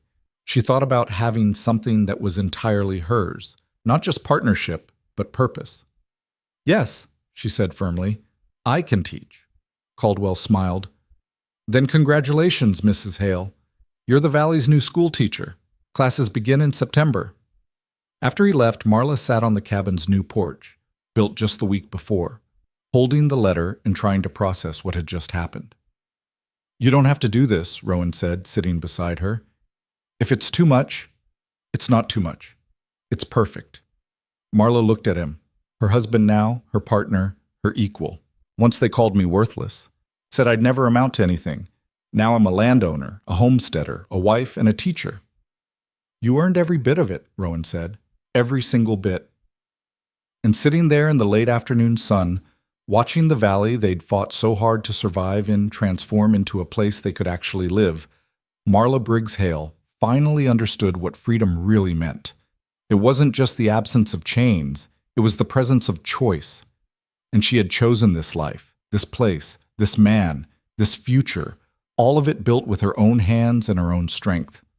The girl who'd been sold in Deadwood was gone.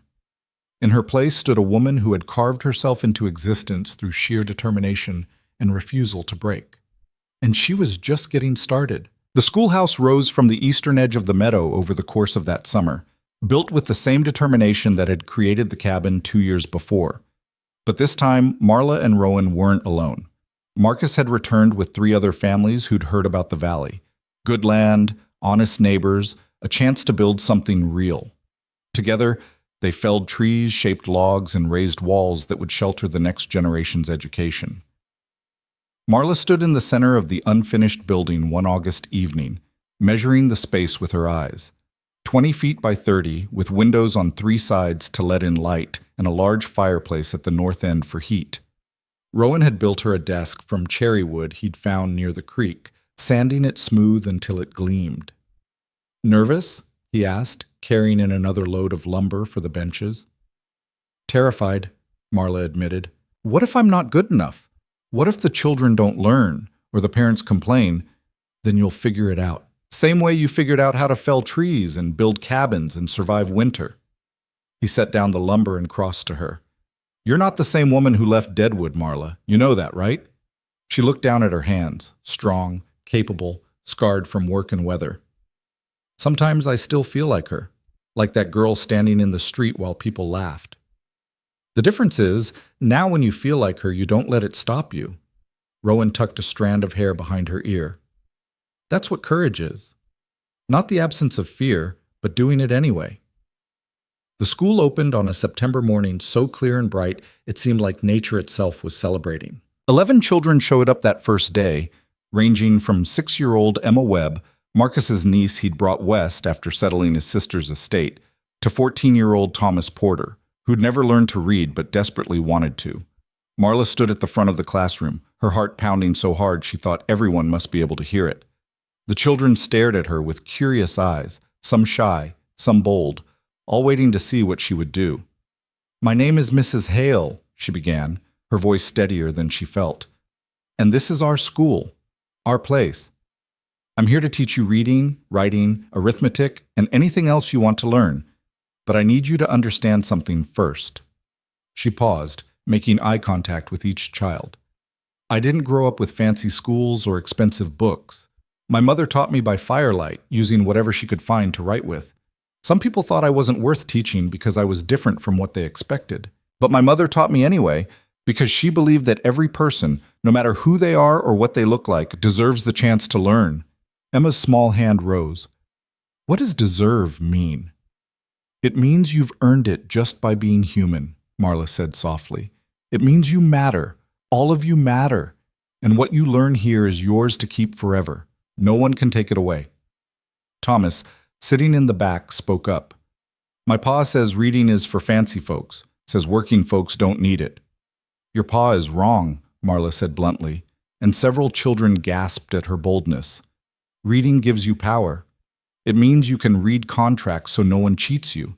Read newspapers so you know what's happening in the world. Read books and learn things no one else can teach you. Your pa might not see the value, but that doesn't mean it isn't there." She opened the first primer the territorial board had provided, its pages crisp and new and full of possibility. "Now," she said, "let's begin." The work of teaching was harder than Marla had imagined. Some children picked up reading quickly, their minds hungry for knowledge. Others struggled, letters swimming on the page, numbers refusing to make sense. Marla learned to adapt, creating different lessons for different skill levels, staying late to help students who needed extra attention. She discovered she had a gift for making complicated things simple. When Thomas struggled with multiplication, she used river stones to demonstrate, arranging them in rows and columns until the pattern clicked in his mind. When Emma couldn't grasp the concept of fractions, Marla cut an apple into pieces, and suddenly halves and quarters became real, tangible things you could hold in your hand. But the real revelation came in October, when Sarah Chen arrived. Sarah was 12, the daughter of a Chinese immigrant who'd come to work the railways and ended up mining for gold. She spoke broken English and had never attended school, and when her father brought her to the schoolhouse door, several of the other parents objected. "She don't belong here," one mother said sharply. "This is a school for American children." Marla felt anger rise in her chest, hot and sharp. She thought about Deadwood, about being told she didn't belong, about being treated as less than human because of how she looked. "Sarah is American," Marla said firmly. "She lives here, same as your children, and she has just as much right to an education." "But she can't even speak proper." "Then school is exactly where she needs to be." Marla's voice had gone hard. "I was told I didn't belong in a lot of places. I was told I wasn't good enough, smart enough, valuable enough. I won't do that to another child, ever." She looked at Sarah's father, who stood with his hat in his hands, hope and fear warring in his eyes. "She can attend," Marla said, "and I'll make sure she learns." Sarah became Marla's most dedicated student. She arrived early every day, stayed late, practiced her letters until her fingers cramped. Within 3 months, she could read simple passages. Within 6, she was helping translate for her father when he dealt with merchants who tried to cheat him. "You gave my daughter a future," Sarah's father told Marla one spring afternoon, pressing a small jade pendant into her hand. "This belonged to my mother. I want you to have it." "I can't accept this. Please." His eyes were serious. "You gave Sarah something no one else would. Let me give you something in return." Marla wore the pendant every day after that, a reminder that teaching wasn't just about books and numbers. It was about seeing the worth in every person who walked through her door. The valley continued to grow. By the spring of 1879, 15 families had settled the area, filing claims and building homes. Marcus had staked land north of Marla and Rowan's cabin and built a sturdy house where he'd started a sawmill. The sound of logs being cut filled the valley during working hours, a constant reminder of progress and growth. Marla's school expanded to 18 students, and she'd added advanced classes in the evenings for adults who wanted to learn. 3 nights a week, miners and farmers and their wives crowded into the schoolhouse benches, their rough hands carefully forming letters, their faces lit with the joy of discovery. "Never thought I'd be able to write my own name," one old prospector told her after finally mastering his signature. "Spent 60 years making my mark with an X. Now I can sign proper. That's worth more than any gold I ever found." But success brought new challenges. That summer, the Territorial Education Board sent an inspector, a prissy man named Aldrich, who arrived with a notebook and an attitude that made Marla's teeth clench. He observed her teaching for 3 days, making notes, frowning at her methods. On the 4th day, he asked to speak with her privately. "Mrs. Hale," he began, his tone suggesting he found her wanting before he'd even started. "I have to say, your teaching methods are highly irregular." "How so?" "You mix age groups. You allow students to work at different paces. You use unconventional materials, stones, apples, physical demonstrations, instead of proper texts." He flipped through his notebook. "And you've admitted a Chinese student, which is bound to cause problems with the other families." "The only problem it's caused is in the minds of people who can't see past their prejudice," Marla said evenly. "Sarah Chen is one of my best students." "That's not the point." "Then what is the point, Mr. Aldrich?" He set down his notebook with a sigh. "The point is that education should be standardized. Same lessons, same pace, same methods for all students. What you're doing here is chaos." "What I'm doing here is teaching children who learn differently to actually learn," Marla countered. "Thomas Porter is 14 and couldn't read when he started. Now he's working through books meant for 8-year-olds, and he's proud of that progress. Should I have turned him away because he didn't fit your standard?" The board expects results, and I'm getting them. Every child in this school can read and write better than when they started. Most can do mathematics. Several are studying history and geography beyond their grade level because they want to learn more. Marla stood her ground. "If that's chaos, then I'm proud of it." Aldrich stared at her for a long moment. Then, surprisingly, he smiled. "You remind me of my own teacher," he said quietly.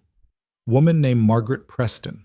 She taught in a one-room school in Ohio, broke every rule in the book, and turned out the finest students in the county." He picked up his notebook. "I'll tell the board you're doing exceptional work. Keep it up." After he left, Marla sat at her cherry wood desk and allowed herself to shake. She'd been prepared to fight, to defend her methods, to possibly lose her position. Instead, she'd been vindicated. Rowan found her there an hour later, staring out the window at the valley. "Aldrich gone?" he asked. "He is. Said I'm doing exceptional work." "You are." Rowan crossed to her, placed his hands on her shoulders. "You know what I see when I look at this valley now? I see homes where there used to be wilderness. I see children learning instead of working themselves to death in mines. I see people building something that'll outlast them. And at the center of it all is you. Not just me. We built this together. We built the cabin together. You built everything else." His hands tightened gently. "You're the heart of this place, Marla. Don't ever forget that."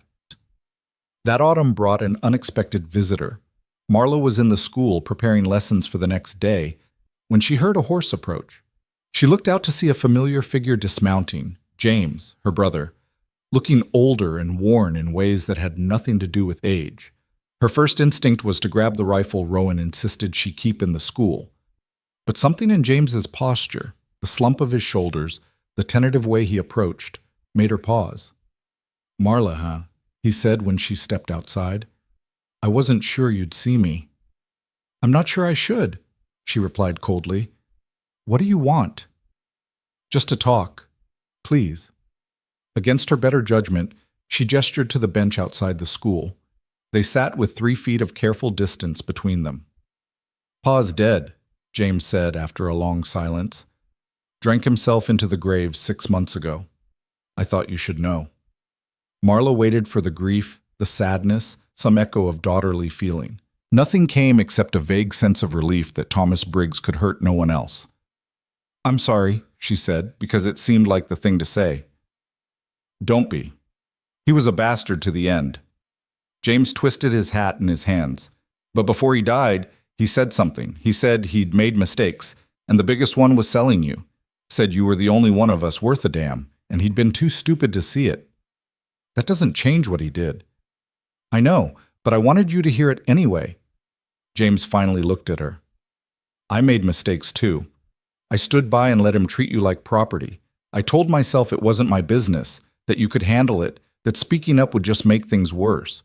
But the truth is, I was a coward." "Yes," Marla said simply. "You were." "I'm trying to be better. I left Deadwood, got a job as a bookkeeper in Rapid City. I stopped drinking, stopped gambling. I'm trying to build a decent life." He paused. "I don't expect forgiveness. I just wanted you to know that you were right to leave, and I was wrong to let you suffer." They sat in silence for a while, the autumn wind rustling through the trees. "What happened to Drummond?" Marla asked finally. "Mine went bust. He lost everything. Had to sell out to a bigger operation. Last I heard, he was working as a shift manager, taking orders from men he used to boss around." James smiled grimly.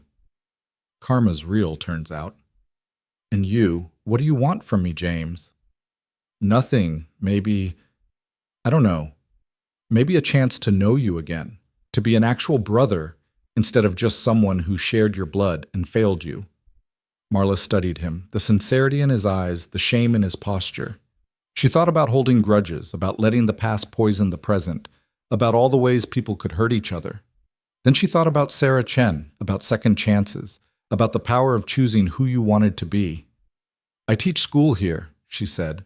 "Tuesday and Thursday evenings, I hold classes for adults. If you're serious about being better, you could come. Learn something. Meet the community I've built." "I'd like that," James said quietly. He came to the next class and sat in the back, a grown man forming letters alongside miners and farmers and their wives. Marla didn't give him special treatment, didn't acknowledge their relationship publicly. But when he successfully read his first full paragraph aloud, she allowed herself to feel something like pride. Over the following months, James became a regular presence in the valley. He helped Marcus at the sawmill, took meals with different families, and slowly earned their trust. He and Marla would never be close. Too much damage, too many years of silence, but they found a careful peace that felt like enough. The years that followed blurred together in the best possible way. Marla taught, Rowan expanded their land and began breeding horses, and the valley prospered. More families came, drawn by tales of good land and honest community.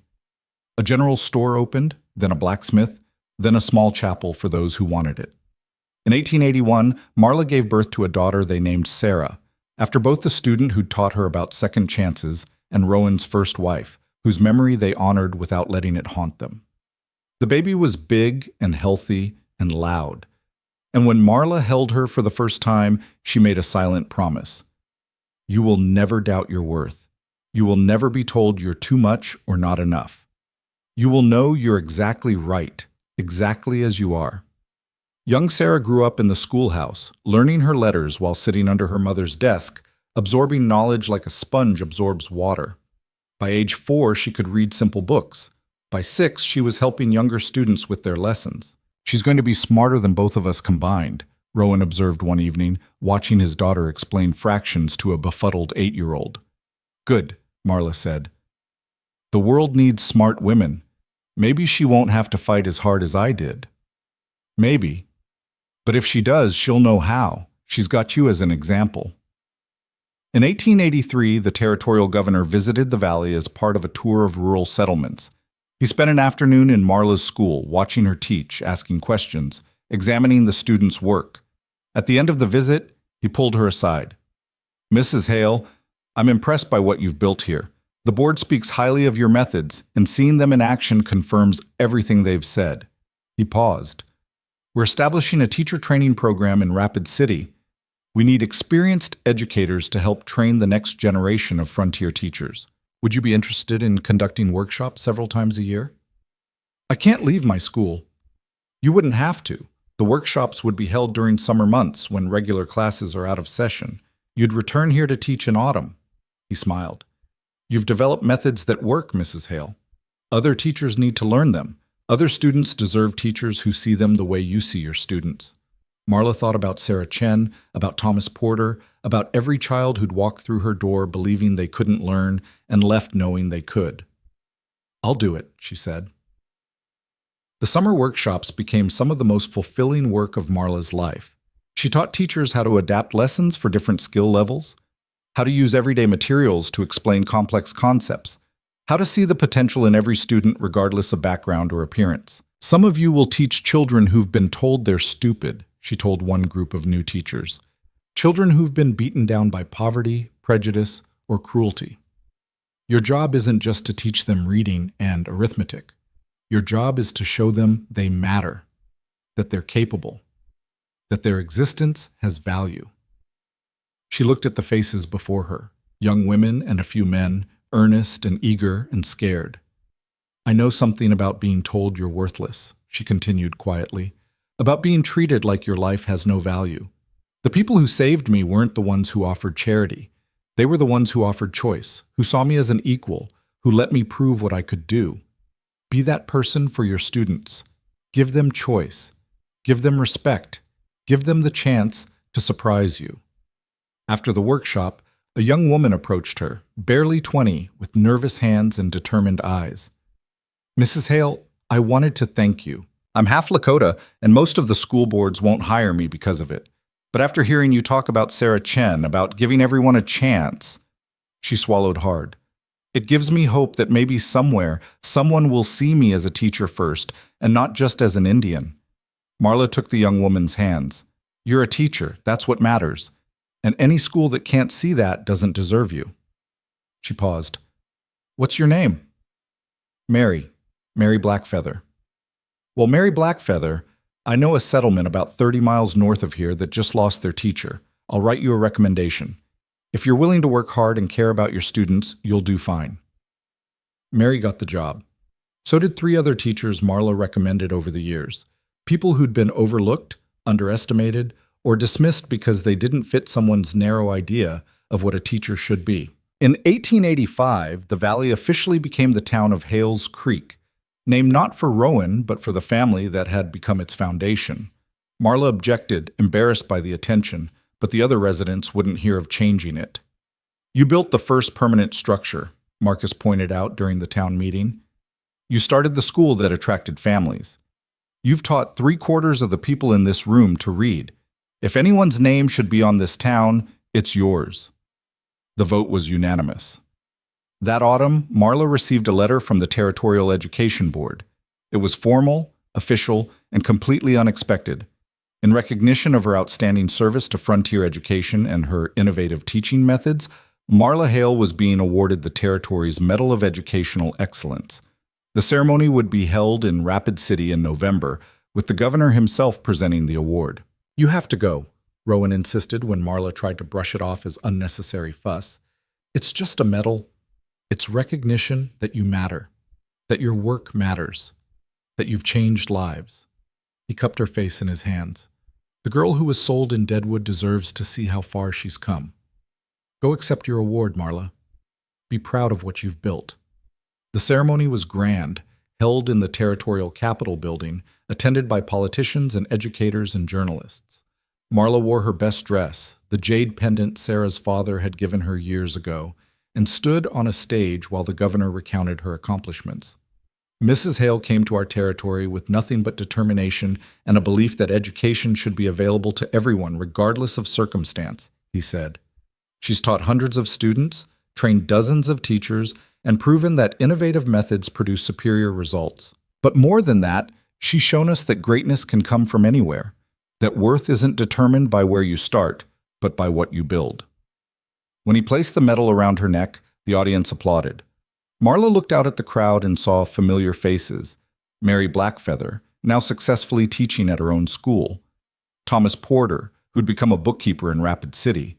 Sarah Chen, who'd gone on to attend college in California. And in the back row, almost hidden, she saw James. Her brother had tears on his face, and when their eyes met, he mouthed 2 words. "I'm sorry." Marla nodded. Not forgiveness, not quite, but acknowledgement, acceptance. The understanding that people could change, could become better than they'd been. After the ceremony, journalists wanted interviews, other educators wanted to discuss her methods, and politicians wanted to shake her hand. Marla handled it all with grace, but what she really wanted was to go home. Home to Rowan and Sarah, to her school and her students, to the life she'd built log by log, lesson by lesson, choice by choice. She returned to Hales Creek the next week, and when she walked into her classroom, the children had decorated it with paper chains and drawings. "Welcome back, Mrs. Hale," they'd written on the chalkboard in careful letters. Young Sarah, now 8 years old and already reading at an adult level, threw her arms around her mother's waist. "I missed you." "I missed you too, sweetheart." Marla looked around at her school, her students, her life. "But I'm home now." That winter was gentler than the one Marla remembered from her first year in the valley. The cabin, expanded twice now, was warm and comfortable. Food was plentiful. And instead of fighting for survival, they spent evenings by the fire reading, talking, planning for spring. One night, as snow fell softly outside, Rowan looked up from the book he was reading. "Do you ever think about Deadwood? About what your life would have been if I hadn't stepped in that day?" Marla set down her sewing and considered the question. "Sometimes. I think I would have survived Drummond's house, probably. Would have worked myself half to death and never known anything different. Maybe I would have run away eventually, or maybe I would have just existed, going through the motions but never really living. Do you ever regret it, choosing this life?" "Never." The answer came without hesitation. "This life made me who I am, strong, capable, free." She reached across to take his hand. "You gave me a choice when no one else would. That changed everything."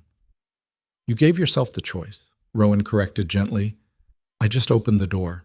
You're the one who walked through it." In the spring of 1887, Marla stood at the edge of the meadow where she'd first arrived 11 years before.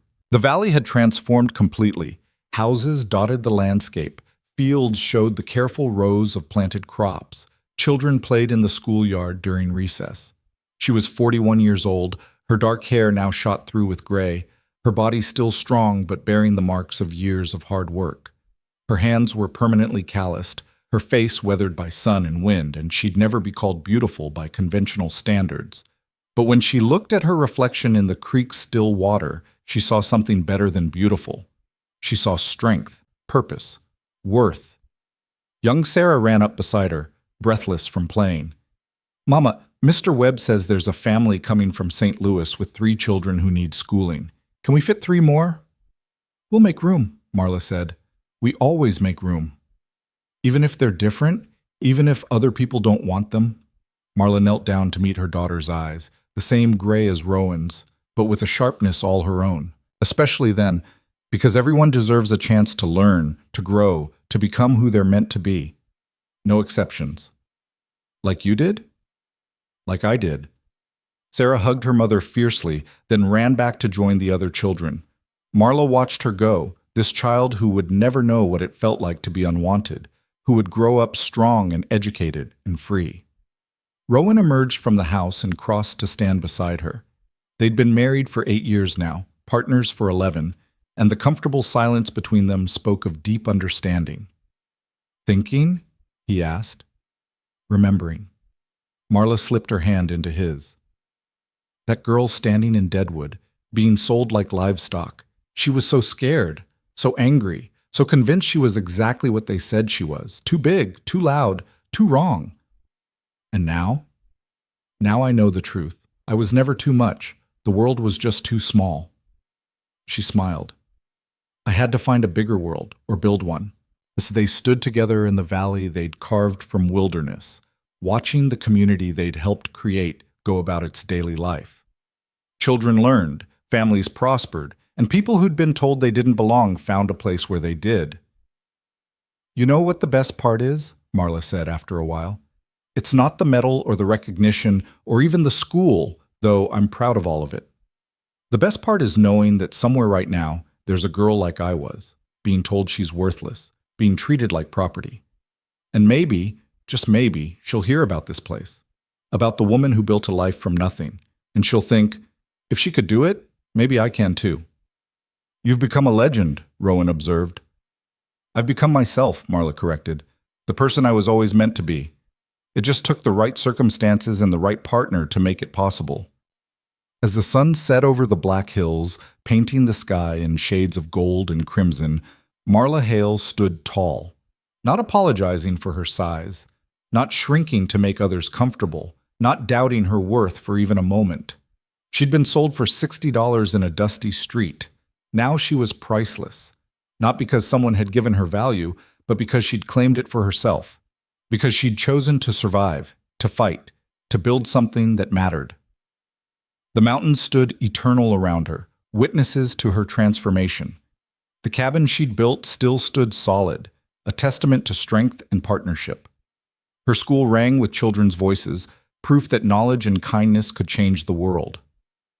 And in the center of it all stood Marla, once called burden, now called teacher, mother, pioneer, and friend. She had been broken down and rebuilt herself stronger. She had been rejected and created a place where everyone belonged. She had been told she was worthless and proven that worth was something you decided for yourself. The girl from Deadwood was gone, replaced by a woman who'd carved her name into the mountains and into history. And when people asked how she'd done it, how she'd gone from being property to being powerful, Marla's answer was always the same. I chose myself. And then I chose again every single day until choosing myself became as natural as breathing. It was that simple. It was that hard. It was that revolutionary. And it was completely, undeniably, triumphantly hers.